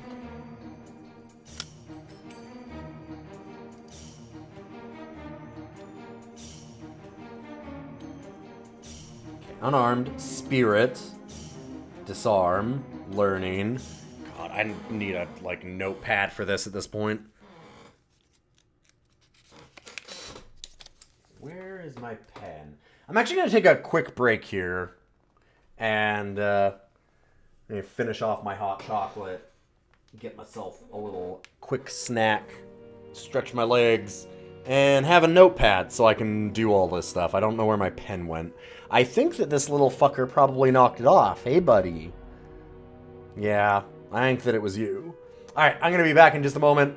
Thank you for sticking around so far, everyone. And if you like the stream, those follows mean a lot. You can always check out the podcast also about good boys and bad movies. And wish me luck on my first tattoo tomorrow. I'm scared still. Ring tattoo. I'm feeling that a finger tattoo is gonna hurt, but we'll see. See you in a second.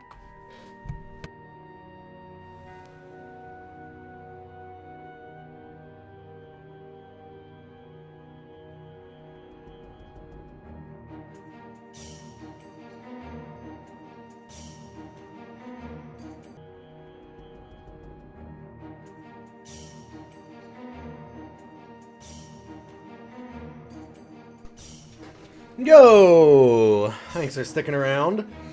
I'm getting a wedding ring. I mean, it's a wedding tattoo, but it's not gonna be it's not just gonna be a ring, no.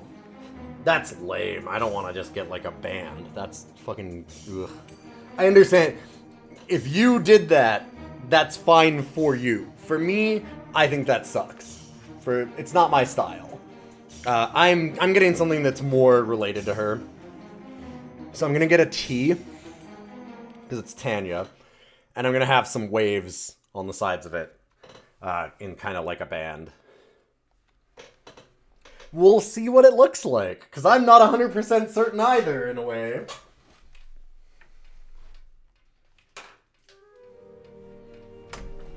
Well.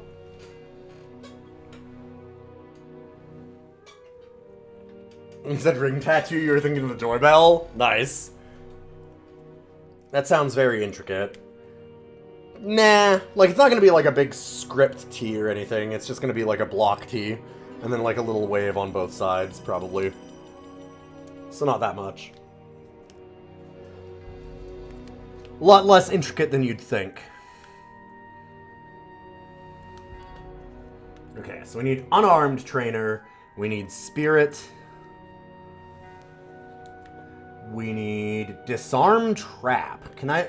Alright, let me make sure I can actually learn all these. Yes. Yes. Yes.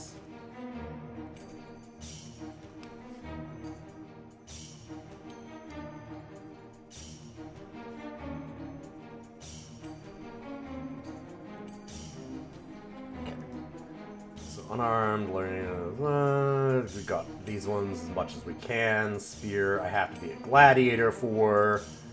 Arms Master's maxed.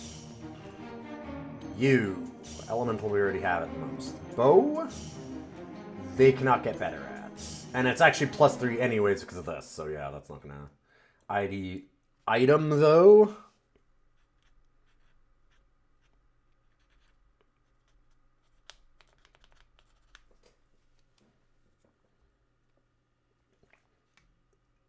Again, can't do learning because we need to actually become a scholar first. Meditation we can't learn yet either. So no reason to get that. Shield we can learn. I think. Should check and make sure. I'm pretty sure we can get expert shield now. Yeah. Alright.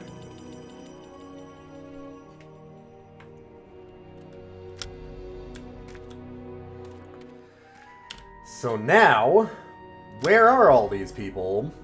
Hold up. Pull this back out. I am looking for unarmed Stormford.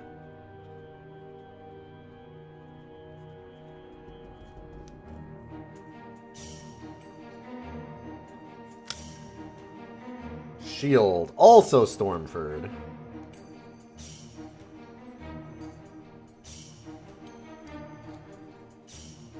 One second. Oh, woo! Wow.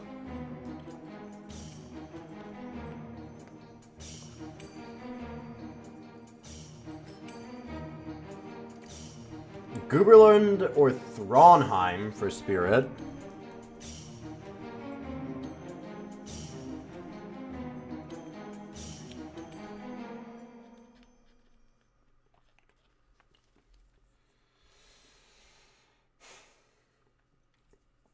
I don't know Disarm Trap. Don't know Learning. Don't know Identify Item. Yeah, where all the goobers are.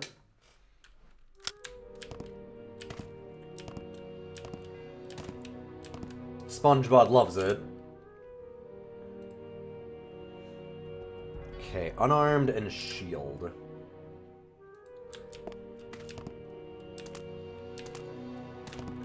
I think it was one of the women that Unarmed.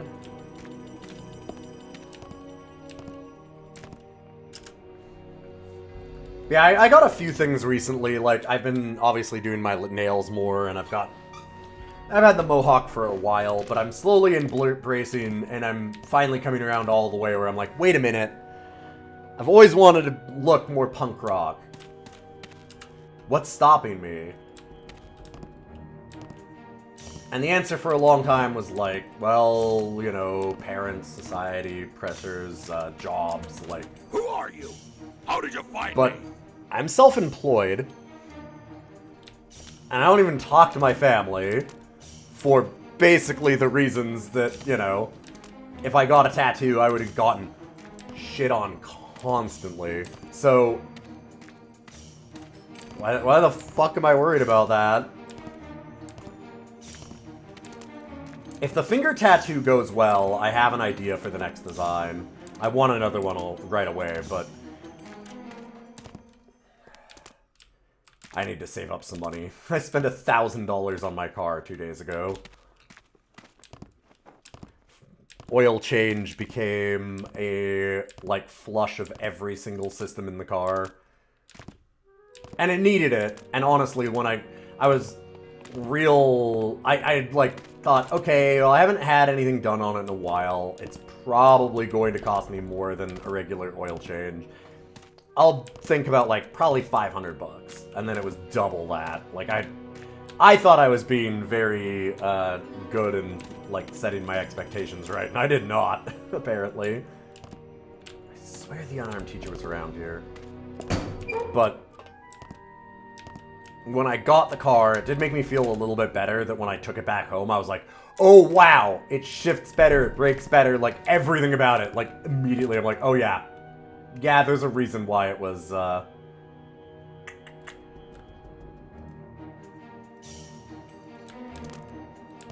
needing all these things.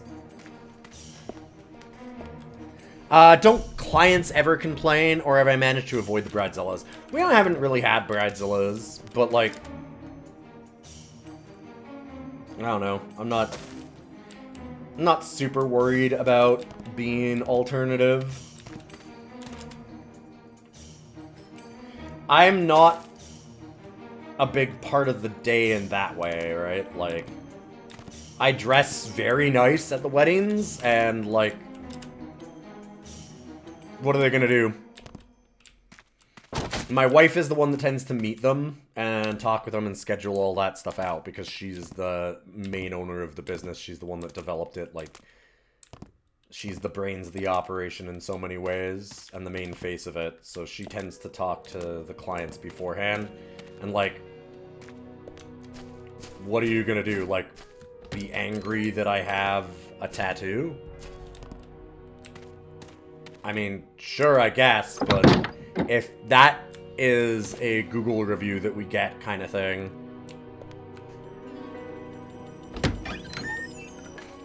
Like, that's not... You mean the mohawk more than the tattoo? I wear a hat sometimes, for the more conservative people, for sure. But even then, a lot of the times, like, I use that as an advantage. So, like, a lot of the very conservative people around here have a lot of children. Like, a lot of kids. We have a lot of Mormons and the Dutch Reformed Church. So we have done family photos where the family, just close family, was 120 people. Because it was like grandparents, and then they had 12 children, and then each of those parents had 12 children, etc., etc. Like, just unreal. It expands a lot. But the thing is that we get a ton of kids for those ones. I'm really, really good with children, because I worked as, like, I used to train aides to work in homes with people with special needs, mostly children. And I'm really, really good with kids. And it's, like, when I'll wear, like, a really nice hat. Like, I have a newsboy hat that I wear. I wouldn't do my nails those days either. But, like, I'll wear a newsboy hat, and then I can, like, take it off and be like, whoa, like, to the kids, and surprise them, and get them all laughing and, like, giggling and stuff, which is really hard for little kids.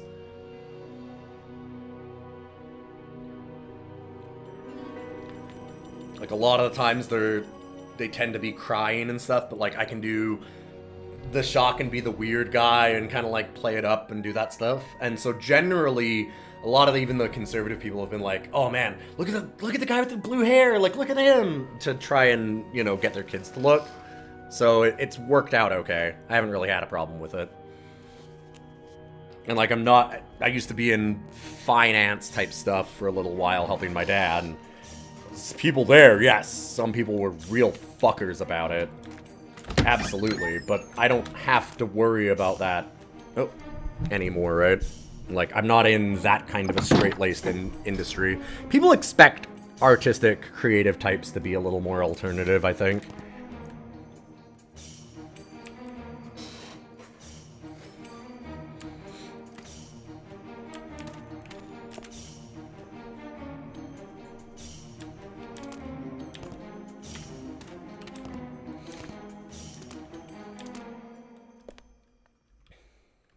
It always boggles your mind when the non-Utah Mormons outstrange the Utah ones you're familiar with.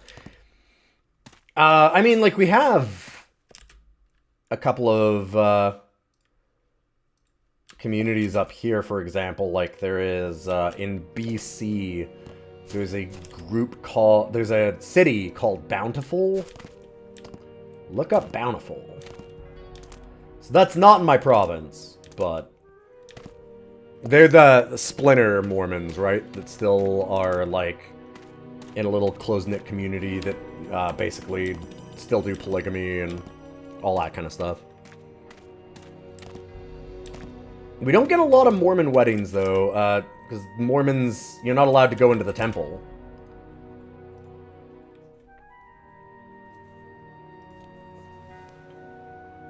Okay, wait. Did we not?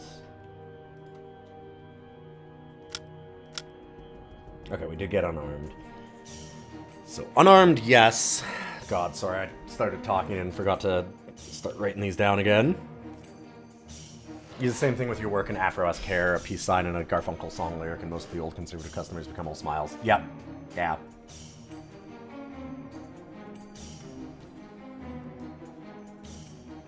And I mean, there was the time when I worked doing some financial stuff where I sat down at a company picnic and like where we had all the clients come in too. And this gentleman was sitting across from me, and I go, "Oh, so how did you join the firm?" kind of thing, like start investing with us. And he goes, "Well, my last financial advisor was pretty good. She was a real nice lady until she became a weird freak that was dyeing her hair." I think he might have said degenerate. Which I kind of smiled at and nodded with my, like, blue mohawk at the time. And, went to get up and leave. My mother, helpfully, of course, came over and was like, she saw that her son was being beat up like that by somebody random, and so she had to do... She knew right away what to do, and she leaped into action, sat down next to him, and went, "Yeah, don't you hate these fuckers? Aren't these awful degenerates disgusting?" and started joining in.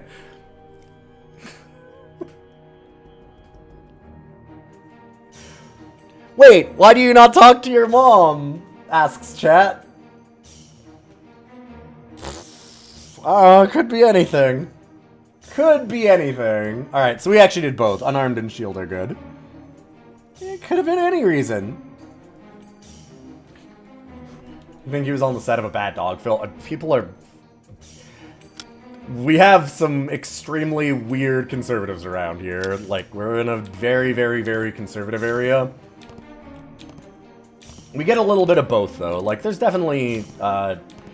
we have a real split community, because we have a lot of, like, extremely conservative rural areas all around us. And the city is a little bit like that, too. But we also, at the same time, have, like, a really big, close-knit queer community here. So it's a very... And, like, part of that is that we have a university and a college that are both, like, really big, and a large percentage of our population are all, like, young students and stuff. And that tends to be, not entirely, but definitely tends to be more, progressive. So it's a very split community, like really, really split.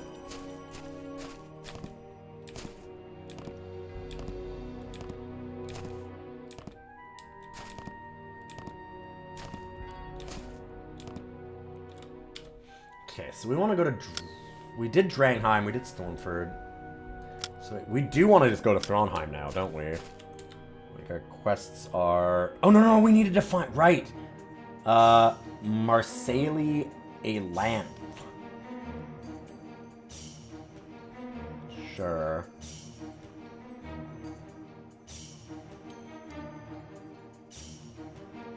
But we also never did the Chasm of the Dead.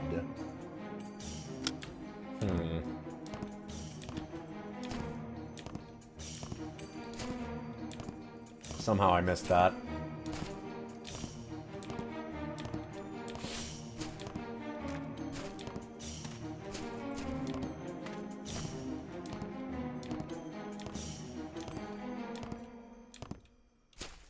Same in your work territory, you can go from an LGBT painter to a Trump flag on a whole rolling F-25 at 250 in a 10-minute drive. Yeah, exactly, yeah. Because the Chasm of the Dead will beat my ass. Maybe. We'll see. Okay, so who was this? Marseille something?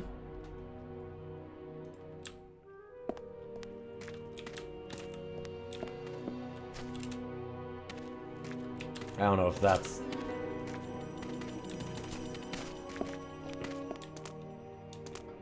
Is that going to be one of the, like, demon people? One of the little people?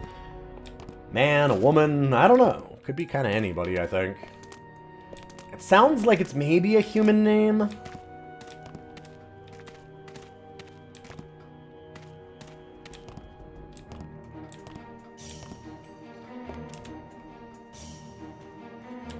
Devlin.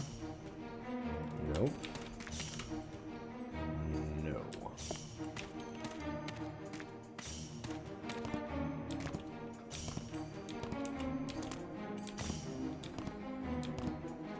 find this one random person eventually, I'm sure.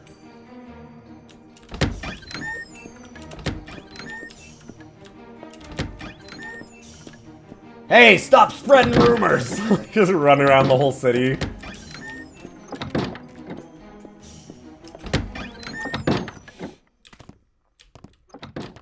Nothing bad ever happens in chasms. Absolutely not.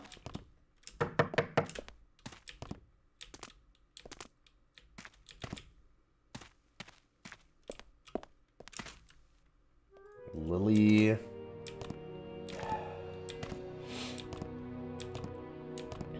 Like, is this person gonna be in a building? I don't know. I wish we could ask where someone was. Oh. Neat.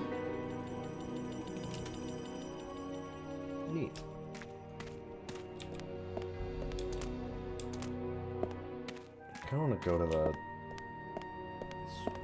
door here again for a second. So we could find, like, perception or dodging again, that'd be good. And I don't know when it restocks.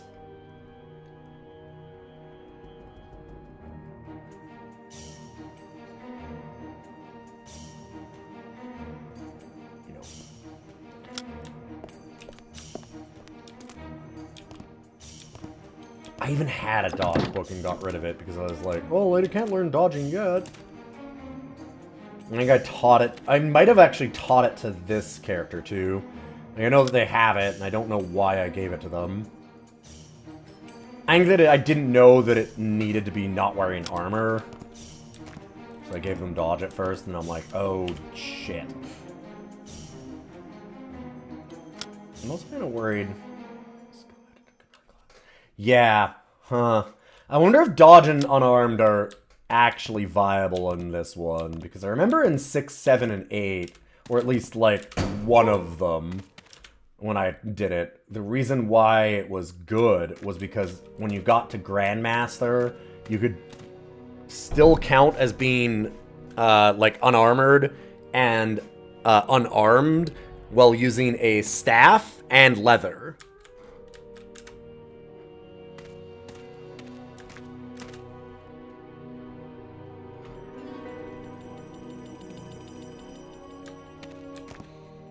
That's when it got real fucked up.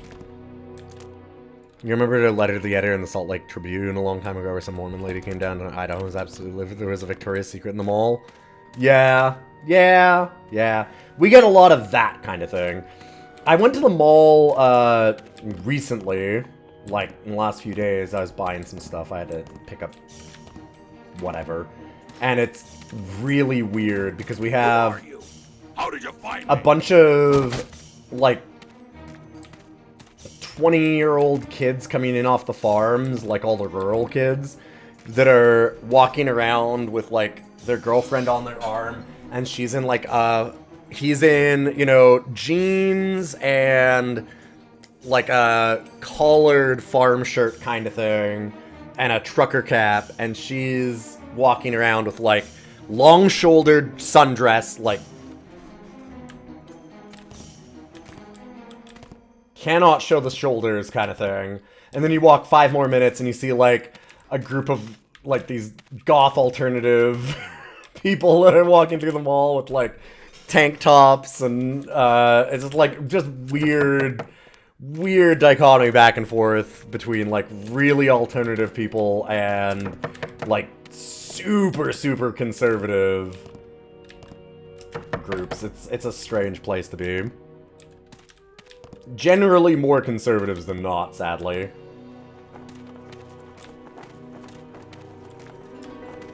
Wait, there's a door back here. What the hell? What is this? Oh. We do not want to go to the Beethoven of Ludwig van. We have parking at our mall. Yes! Of course we have parking at our mall. Malls are dead, is the thing. Actually, the mall was pretty busy when I went, surprisingly, but...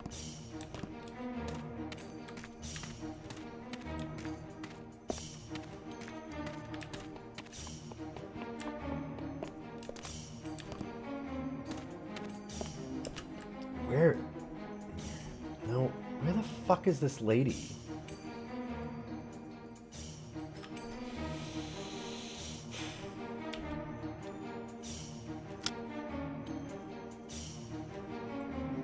Marceli.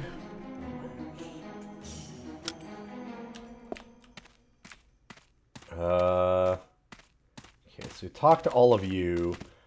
Let's maybe go to the cathedral. There's sometimes like one or two people kind of around You wear here. the look of an ensemble on a mission. Welcome. Did you need some healing?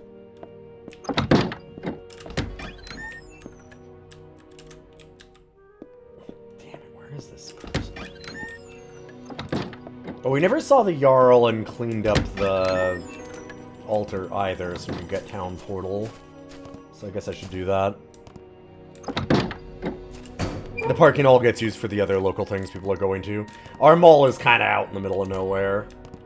So it's just a gigantic parking lot. The other thing is that our mall had like a Sears in it. Had, because it's Sears. And it's a large portion of the mall, and nothing has replaced it. So there's a lot more parking than is really necessary.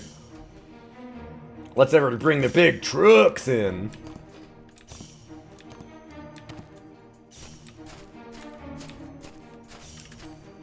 Oh, there she is. I'd like to talk about your news. There's nothing you can make me do. He'll give me a reward. Not Bjarni. Sigmund. Jarl of Drangham? What can he do? Alright. What the... Why would I... The Jarl of the other town is gonna be mad at her? Like, what? I don't...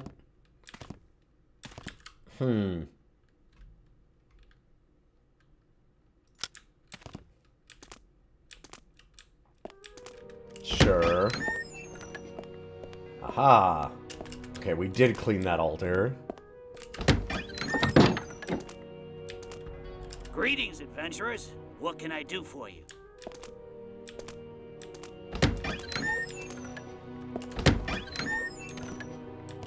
Well, there. Now we have a reason to go back to Drangheim besides the Chasm of the Dead.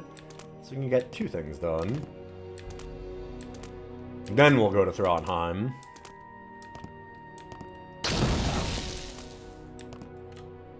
Because it was... Thronheim has our next promotion.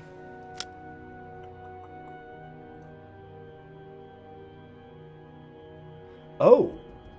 Mercenaries to gladiators. We do want to do that. Who's Freydleaf?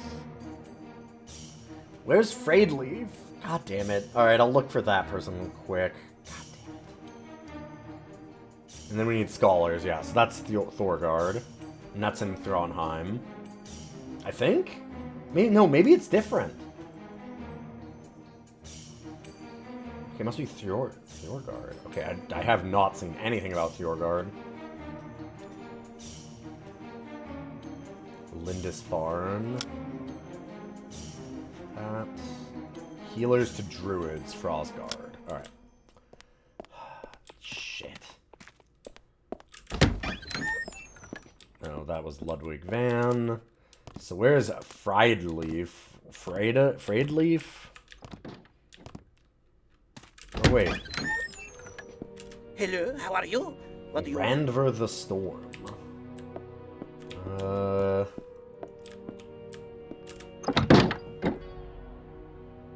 I don't know, we want... What? That's... Yeah, sometimes just asking nice is all you need. That's really funny though, Love Sneeze, like, turning away pictures to be like, can't look at this, oh!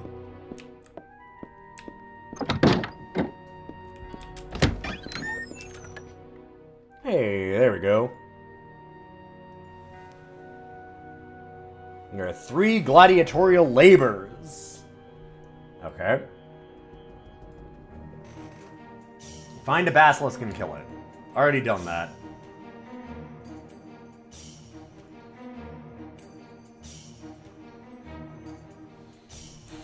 Second labor is just bullshit, but I'm just gonna choose it. I don't know. Yarny has fancied Kira, the Jarl of... I'm sure if he had something dear to her, she would welcome his love. Okay. Steal her shield. This seems like... What? Okay. Huh.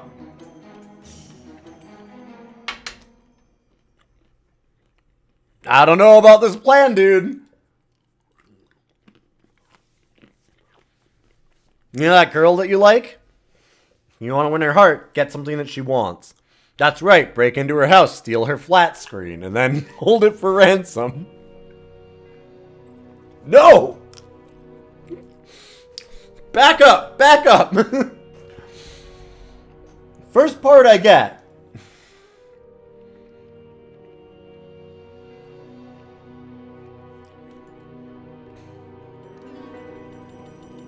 Okay.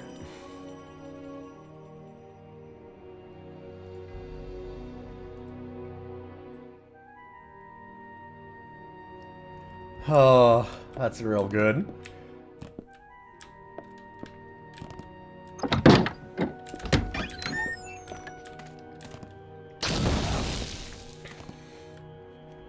Sorry, I'm just...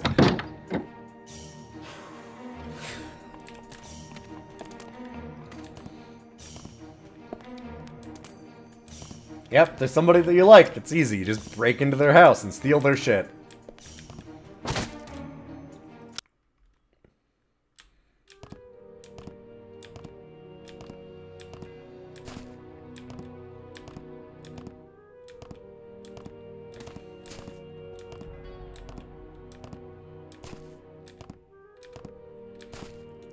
It's like, the first half made sense. Yeah, bring her something that she likes. Yeah, okay, yeah, good gift. Yeah, steal something from her house. Then you know that she likes it. It's gonna back that plan up a few steps. Or not, rather. You know, stealing things from somebody's house definitely seems like a gladiatorial thing to do. When I think gladiators, I think about breaking into people's houses and stealing their stuff.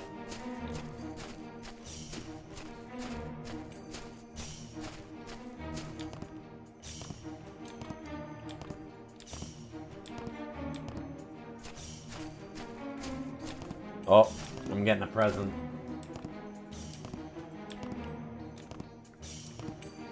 Hi, buddy. What? You gonna bring me your mouse? Oh, here it comes. Go ahead. Thank you. Oh, that's nice.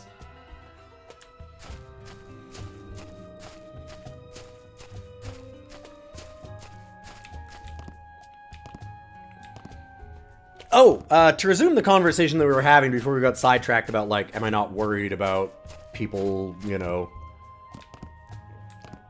looking at tattoos and stuff and being annoyed at me and my job, which, I mean, yes, I'm a little worried about that kind of thing all the time, but that's part of how I said, like, I'm trying not to let that be a thing that stops me anymore. I want to live, I would like to live as the person that I am, as it turns out, and I'm, at 37 years old, I'm finally coming around to that. But, I have the second idea for the tattoo that I want already. And I'm really hoping to get, like...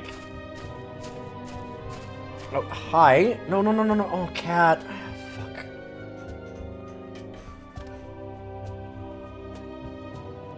Well, he laid on the cap for the pen and pulled it off.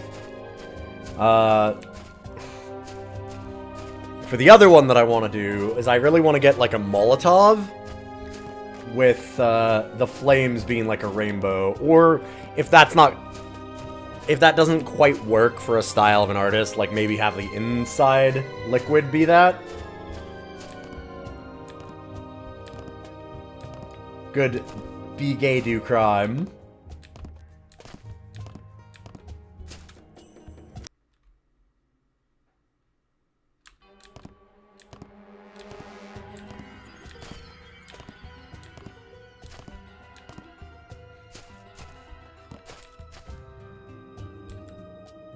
Ma'am?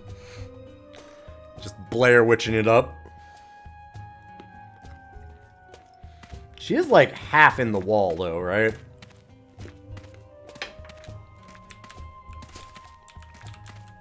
No, no. Whoa.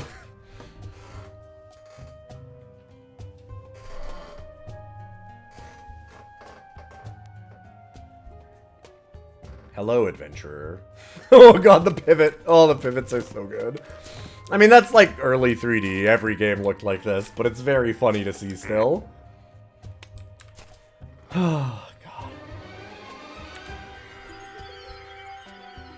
Okay, Chasm of the Dead, and also...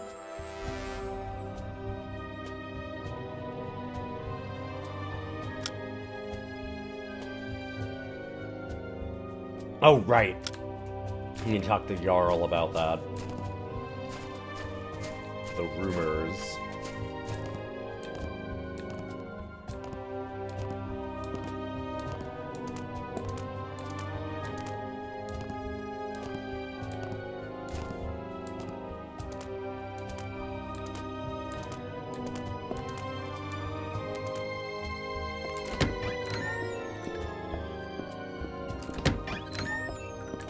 Greetings, travelers.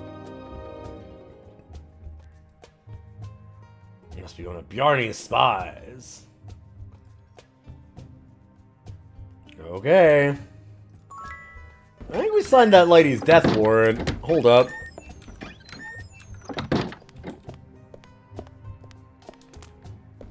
Achieve total animation realism without having to budget for fantasy inverse kinematics by having everyone in your game scoot around on swivel chairs. Yeah.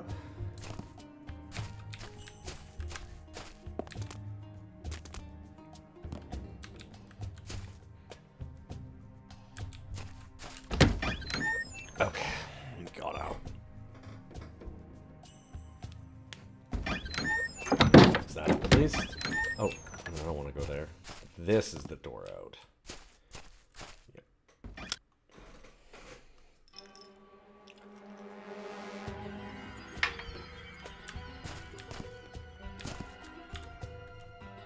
I'm guessing this is the Chasm of the Dead.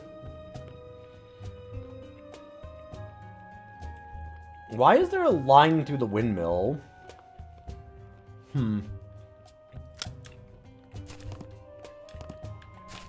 Weird.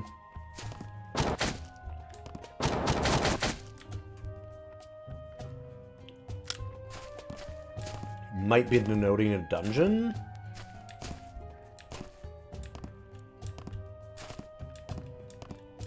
I did go there and I don't remember anything, but... could be wrong.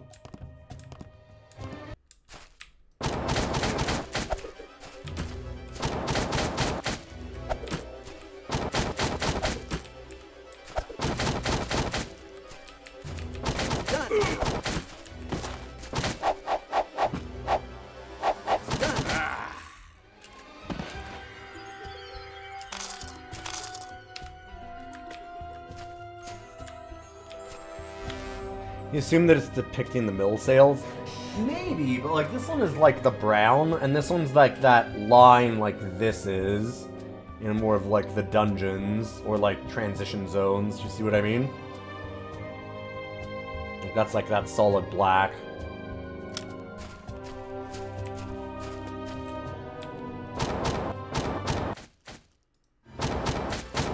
Wasn't worth my time.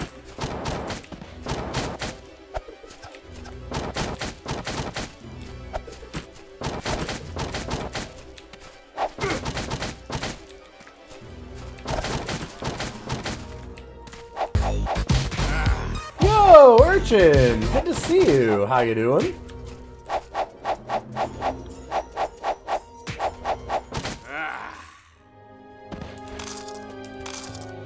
Fair enough, Cormorants.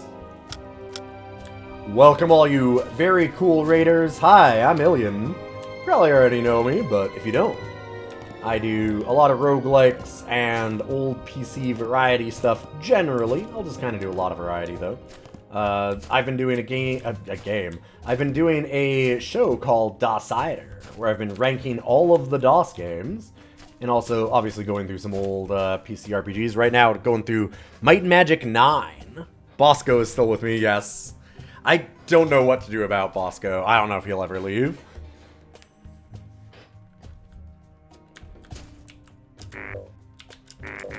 Okay. It's not something I can interact. Oh, wait. I can interact with it. I can't interact with it when it's on him. Amazing. Just like the real Bosco. I guess? Should probably play Sam and Max at some point. Go to the Chasm of the Dead. And I would love to shout out my very cool friend, Evil Urchin, who is an awesome Dead by Daylight streamer, but if I alt-tab from this game, I'm very worried that it'll crash, because there's like a 50% plus chance of that at least.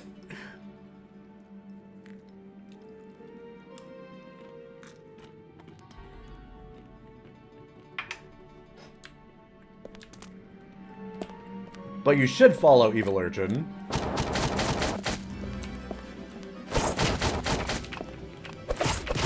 Oh man.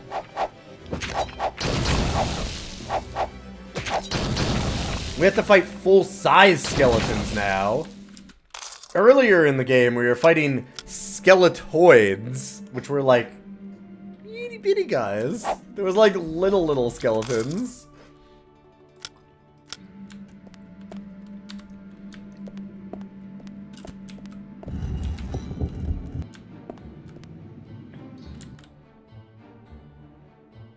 Okay, we need the Krona Kiga.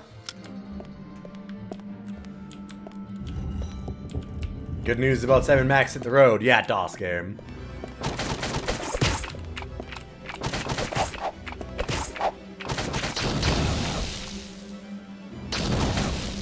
Wait, what are you doing, man?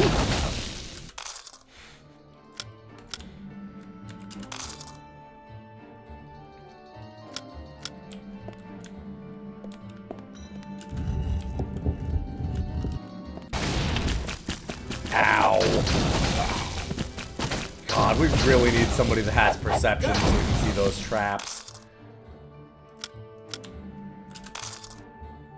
It's a real bad time not having anything.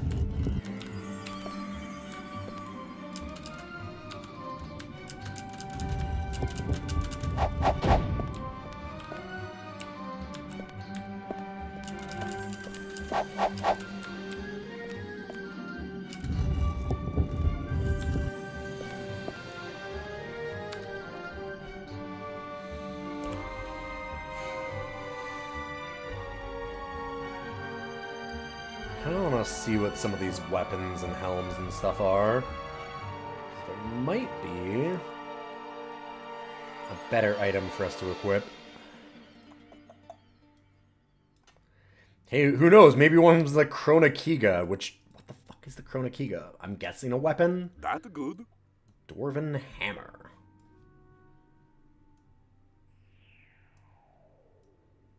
Yeah. This okay. Scimitar of Erosion's pretty good. What are you running? The Master's Scimitar. Okay, bonus of 3. Is this the last Might and Magic? That good. That is a very interesting question. No, yes. So... It is the last Might and Magic by New World Computing and 3DO, which is the original dev and publisher. Basically what happened is halfway through making this, or actually probably less than halfway through making this, they got notice that, like, 3DO phoned up New World Computing and went, so how much of Might and Magic 9 have you got? And they went, like, we're in alpha? I don't know, hardly anything. And they went, we're going bankrupt in, like, 2 months, so ship it. And filed Chapter 11 bankruptcy during it. Oh no, yeah. It's very, very infamous for this being, like, the bad Might and Magic because of that. 5 to Magic. There is no skill named Magic, so I don't... Is it just to our magic points, maybe? Well, we'll wear them anyway. That's good. So, That's good. in that way, yes, it's the last Might and Magic. Eventually, as John Locke is saying, Ubisoft bought the franchise. They ended up acquiring a lot of 3DO stuff. And they put out, like, a couple of the Heroes games. Heroes of Might and Magic 4 and 5 are theirs. Or is it 5 and 6? 5 is really good. 5 is really, really good. 5 is probably the second best Heroes game. Heroes 3 is kind of the classic. But, like, 5 and 6 is what they did. Okay. 5 was really good. I wouldn't even say 5 was fine. 5 was a really good Heroes game. And Might and Magic 10, which I've heard various things about. I've heard that it is a really good quality game, and that it is also just not at all a Might and Magic game. Like, it doesn't have any of the hallmarks that make this the series that it is.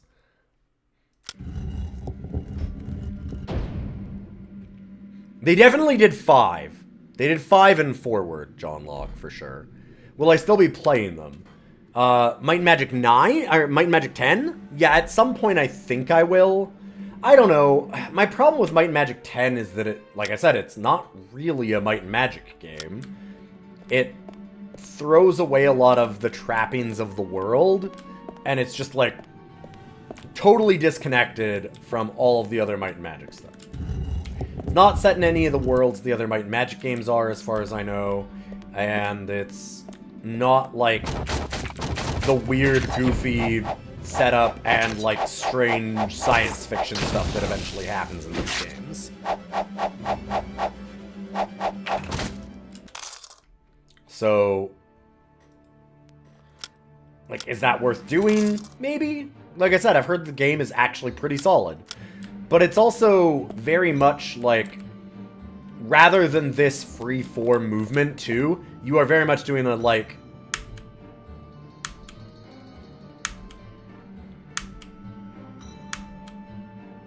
grid-based, like, forward. Oh, I'm gonna turn. Turn 90 degrees. Forward, forward. Oh, turn 90 degrees. Like, it's an old-school dungeon crawler, which is weird. Like, it goes way back. Way, way, way back in terms of mechanics.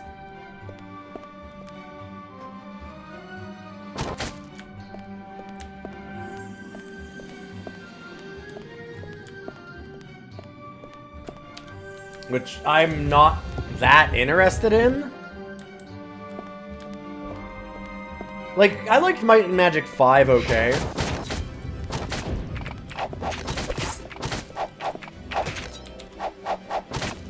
Like, Might and Magic 4 and 5 are not even okay. They're great games. But they're old. Like, and they feel old. Like, that grid-based combat movement stuff. Like, mostly the movement. I don't mind turn-based combat at all, but, like, I don't know that I want to go back to doing the, like, turn 90 degrees kind of world. It just feels very stiff. And I can put up with it, but I don't... It's definitely aged, right? Like, that's not a... Ow. Okay. Fuck.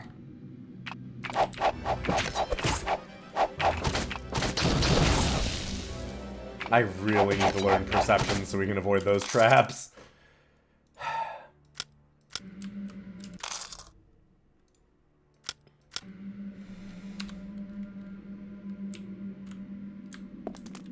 Is that when we convince you to do old school Baldur's Gate 1 and 2? You would not recommend Baldur's Gate 1 or 2 at all. I have all of Baldur's Gate 2 right here. I've played through Baldur's Gate 2 a lot. I liked it a lot at the time.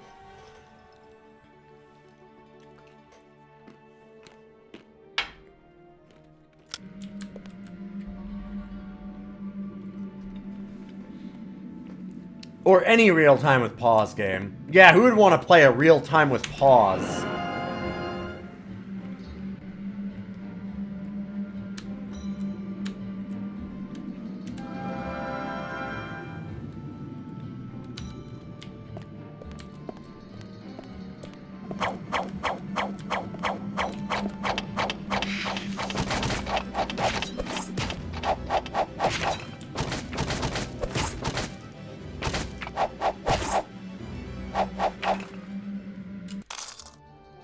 Also, we were talking about Might and Magic sounds that have been burned into our collective brains. For me,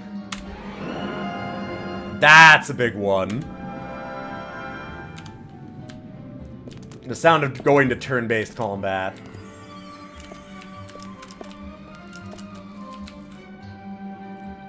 You're specifically talking about the Infinity Engine style. Yes, I understand, but it was very funny to me that you said, like, yeah, I would never recommend that you do a real-time with pause game while we're in the middle of a real-time with pause game.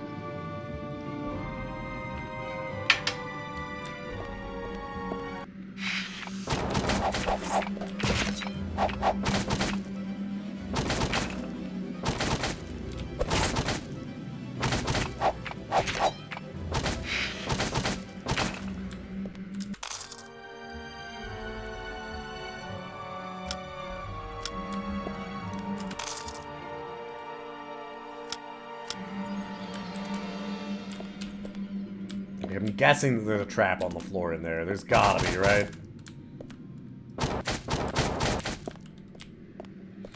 So, the reason why I'm trying to shoot these is that in one dungeon, in one room, there were these exact pots, but I could shoot one of them, and it gave me loot. One time. I've already played some of those. Daggerfall felt long. Daggerfall felt long. Oh, hey! This is why it's the Chasm of the Dead. This is more accurate now. Oh, Jesus! What the fuck?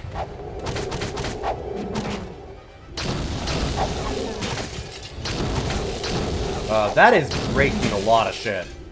You hear that glass breaking? That's not good. Also, this motherfucker seems to be, a problem.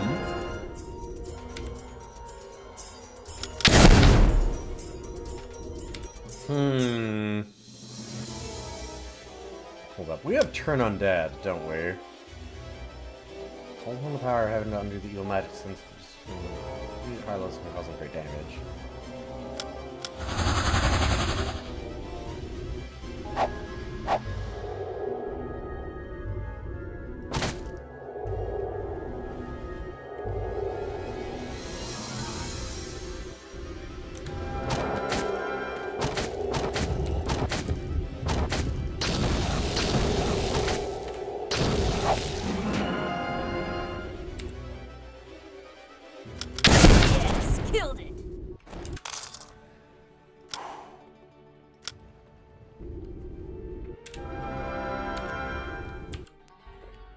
That was no joke.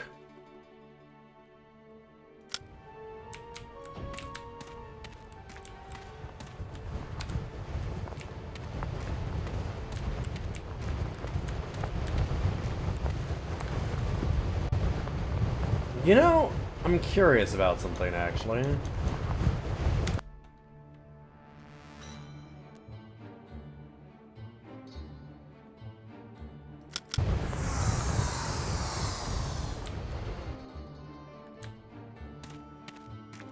Neat.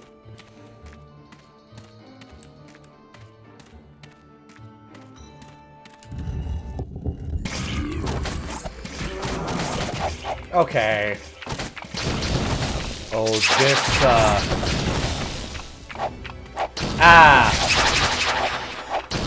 that part about the Chasm of the Dead will fucking murder my ass. Starting to get it. Yeah. Get me out of here!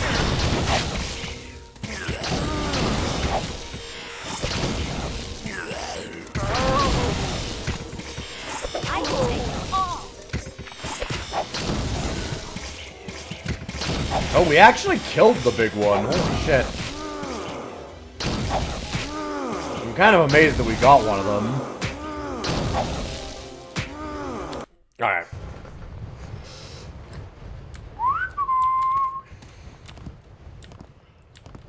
I get the feeling that Chasm of the Dead is maybe correctly out of our level, as was stated earlier by chat.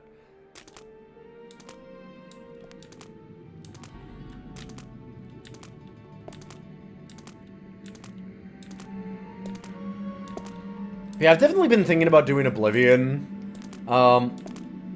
For the Pickle Challenge, which we are doing next weekend, I'm not 100% on what I'm marathoning. I'm gonna probably try and just marathon a single game.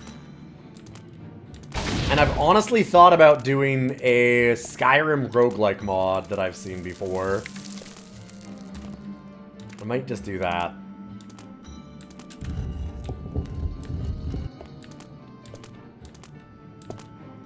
So yeah, I could go back and do, like, some more of the Bethesda games. And we've already done Daggerfall. I don't know how much I'd want to do. Like, I think Arena would be wildly unplayable. From a modern gaming perspective kind of thing. Like, just hard to go back to, right? Not even necessarily a commentary on, like, what the game was like at the time, but some of those games are really hard to do again. I did Morrowind. Yep. Oh, I know. I know. I have an idea of the things that I've done. My memory's not amazing, but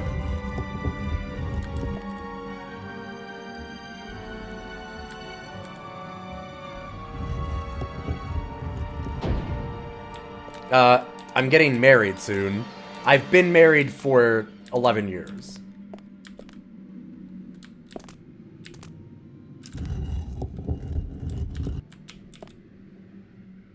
And no, I don't necessarily mind answering that. But yeah, not aromantic. I have not played Arx Fatalis.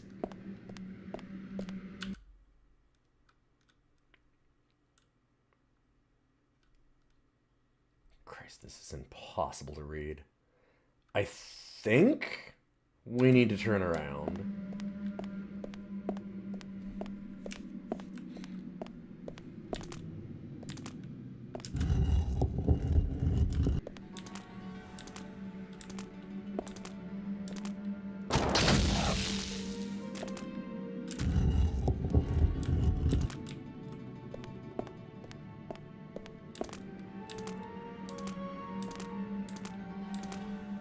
Like 3D Ultimate Underworld.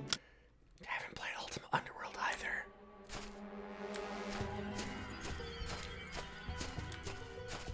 When you started watching, I either wasn't married or newly married. I believe the answer to that was newly married.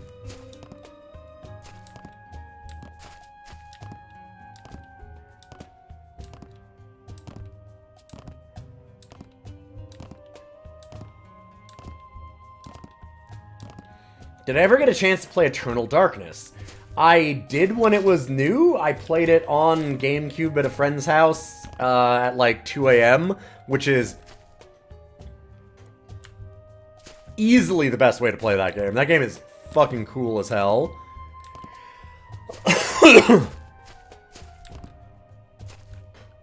I loved Eternal Darkness. That's how you play Eternal Darkness. Yeah, exactly. Is that the Skittles game? No, no.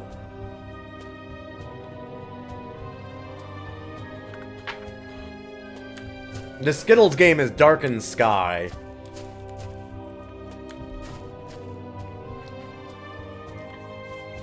Eternal Darkness is a Dennis Dyack game. It's Silicon Knights. It's like an action RPG where more action than RPG, although you do get to level up magic and things like that. It's essentially, God, it's kind of hard to explain.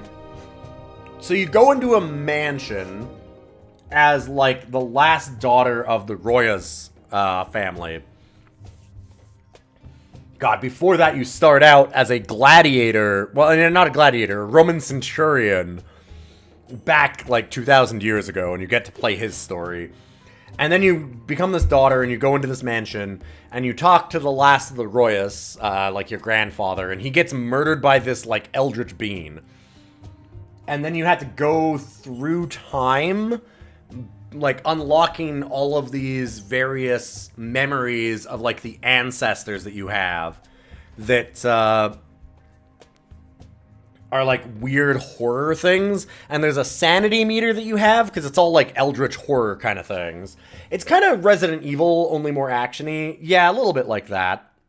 But then like you're going through all of these various character stories throughout time, and it all links back into you like being part of this family and these elder gods that you're working for one to stop the other ones. Pargon is Eternal Darkness, yes. And you have things like a sanity meter. And, the sanity meter was a really cool thing at the time. And this is why you wanted to play it at 2 a.m. at a friend's house. Yes, the main problem with Eternal Darkness is the main selling point also kind of ruins the experience if you know it. I wouldn't say it is a big selling point, but a lot of that game is cool even without that side of things. And it doesn't work as well now because a lot of the effects were made for that era. So what it would do is you'd be playing it and suddenly it'd be like memory card corrupted and crash. And you'd be like, what the fuck? God damn it, I just lost all this. And then you just start at the same room again and you're like, wait, what? And it was the sanity stuff would fuck with you, the player. You'd have your CRT volume go down, like on a volume bar, like an old CRT would have. And, like, just weird shit like that. There's all these really, really cool sanity effects. And some of them still work, because it would do things like flip the level upside down for a while, or, like, do all this. You'd go into a room, and then it would be like your controller was disconnected, and you'd get dismembered and killed right away, and you're like, what the fuck? And then it would start you back over, and you're like, oh, that was a weird dream sequence. Like, just all these strange things, yeah. Yeah, it would fake changing inputs and channels on you, all kinds of things. It'd do a lot of really, really neat stuff.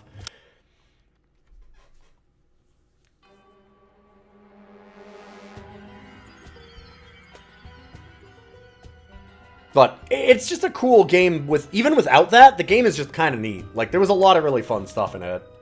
That sounds wild. It was a really cool idea. It was a really cool idea, and it worked very well. Like I said, playing it at a friend's house at 2 a.m., we were constantly like, fuck, who unplugged the control? What asshole in this room? Because, like, we'd fuck with each other, because we're young kids, we're idiots. And then it would be like, no, the game did it. The game was doing it, actually. Just lots of neat things. Alright, sorry, we got distracted. Because we did the Chasm of the Dead, we are not going to be able to finish it. I don't think we're too far off, but probably need to be a little bit better leveled and equipped and stuff before I do that. So let's go and... Oh, wait, you know what I should do. I think a lot of our stuff might have broken. That good, that good. This, that good. This, that what? This, okay. This, okay.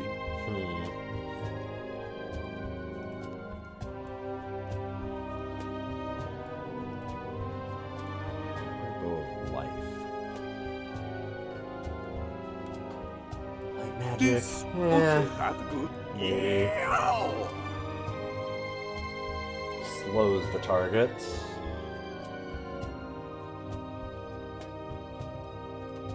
feel like that might be really good. There's the one that Still broke. broken. Gotcha. Like, I knew that we heard a lot of things breaking, so I just wanted to see. Yup. I don't know Amulet how. broke. Okay. Broken. Broken. Sell this.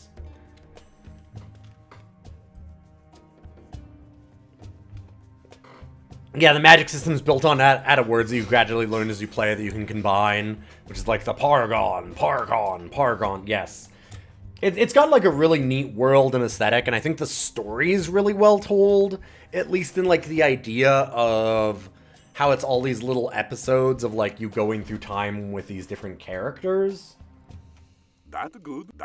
There's a lot of stuff that I liked about Eternal Darkness. Like, I think that Eternal Darkness is it's definitely one of the best games on the GameCube in my mind. Like, it was a really, really fun game. I had a blast with it back in the day.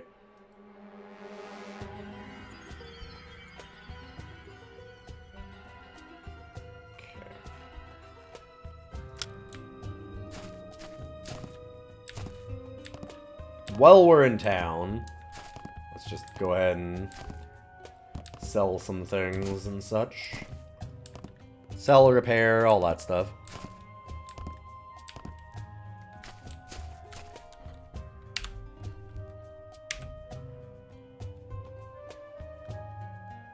We can't rest here.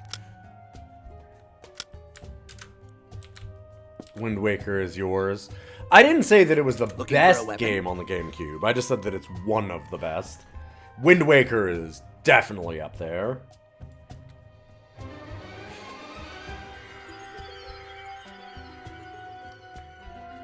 Huh. It broke our prize thing that we got. I wonder... Huh. Wait, that's the one that gives us merchant.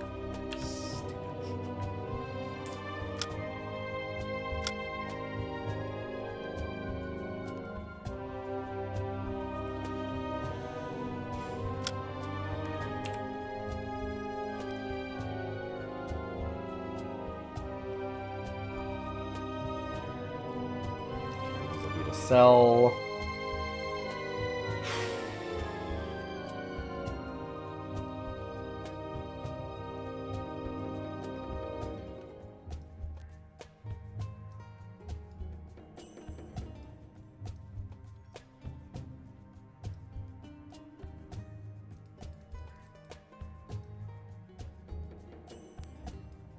Do you love scram sacks of goo as a... Alright, sure. The goo sword. Oh, and we were gonna use the goo sword. I don't want to sell all that, otherwise this character does not have a weapon, which seems bad.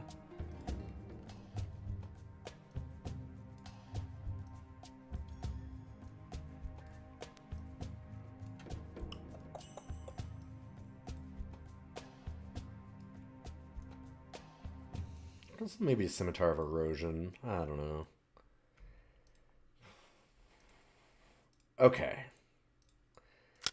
Looking for a weapon? Repair this, and repair that.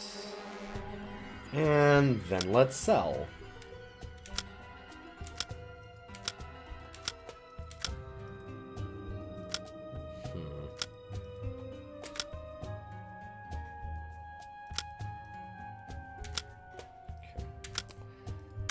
Curious if it'd sell for less if we didn't have it identified, and that is correct.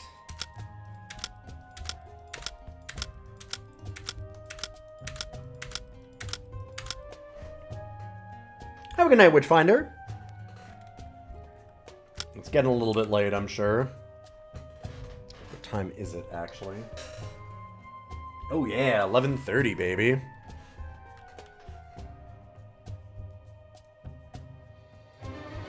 Getting there.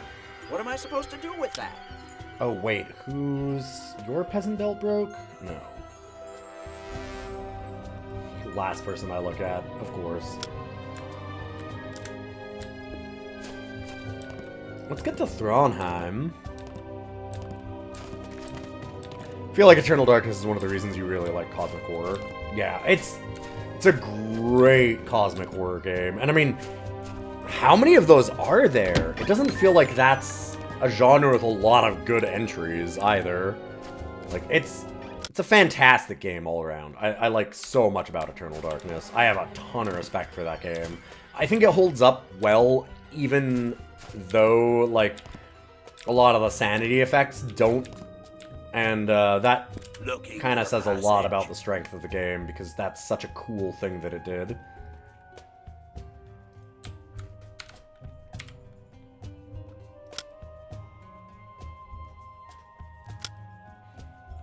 I'm gonna get to Thronheim. Looking for passage. Maybe not with the guy that says looking for passage. Darkseid is definitely a cosmic horror. Yep. Darkseid's also, like, kind of just real mid. Looking for passage.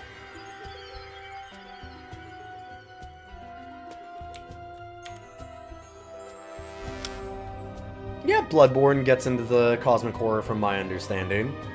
Phantasmagoria. I have not played Phantasmagoria.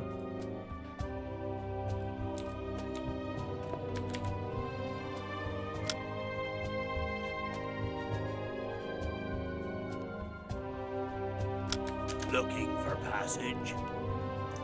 I do know of its credentials. Soma.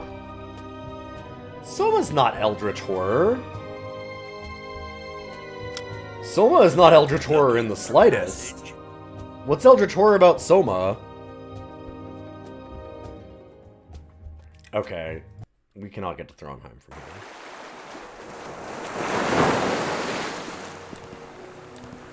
Soma is a fantastic game. Like, story-wise, holy shit, Soma is great. Are you needing passage Definitely today? not, like, Eldritch Cosmic Horror thing. Soma is existential horror. Absolutely. Yes. Soma's dread is the, like, question of what makes a person a person. And if you, like, cloned yourself and stuff, then, who's the real you? Like, it's that kind of thing. Which is certainly a horror. Like, Are it's, you needing passage it asks today? some really interesting philosophical questions. But that's not, there's nothing cosmic or eldritch about it. It's a science fiction horror, very much. We've had this conversation many times on this channel. We sure have. I love the questions that Soma brings up, though. Are you needing passage today? I also love the solution that it has a lot of the time. Yeah, of course you're you when you've, you know, downloaded your brain into this new body. You know how you guarantee that? Murder the old you. Fucking do it. Do it. Amnesia Dark Descent is maybe what Cyrano was thinking, because that one has some Eldritch horror to it for sure.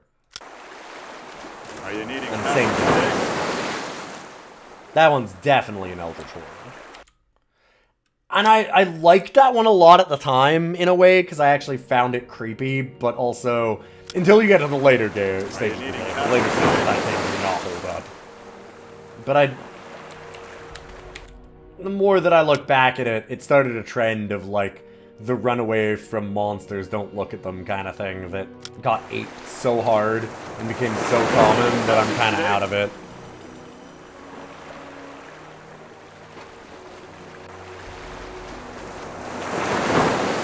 Amnesia is in the dark, never really see the monster, right?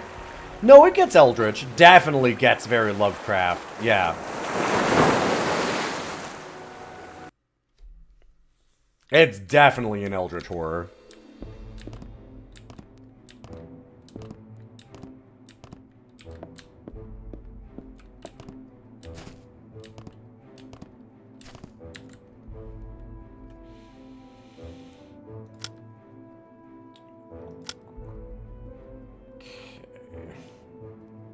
Thorgard. Fighters and mercenaries. It's Thorgard that does the other ones. But Thronheim had some of the teachers that we wanted. Maybe? Or just, like, part of a quest for sure. Because, I mean, it's...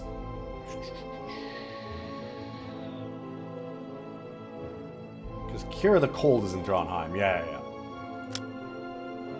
Give the love letter.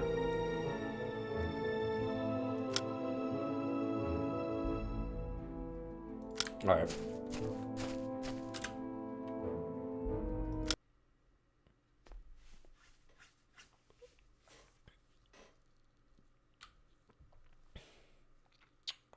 Oh!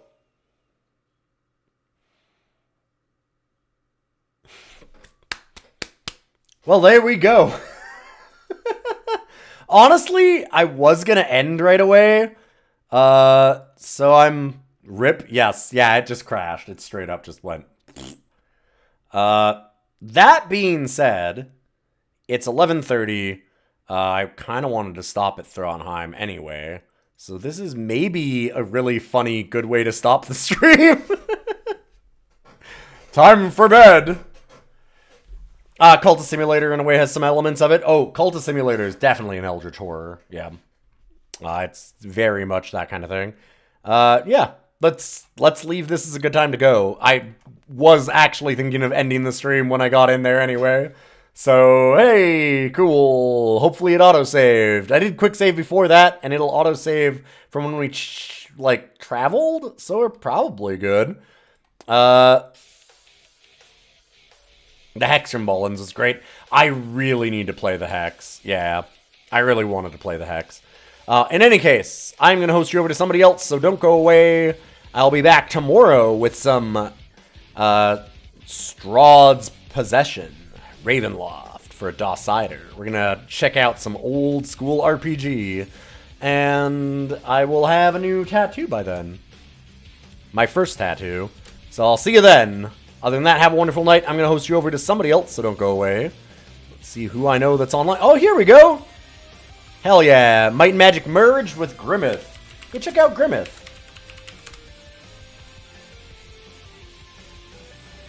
And I'll see you tomorrow. Have a good night.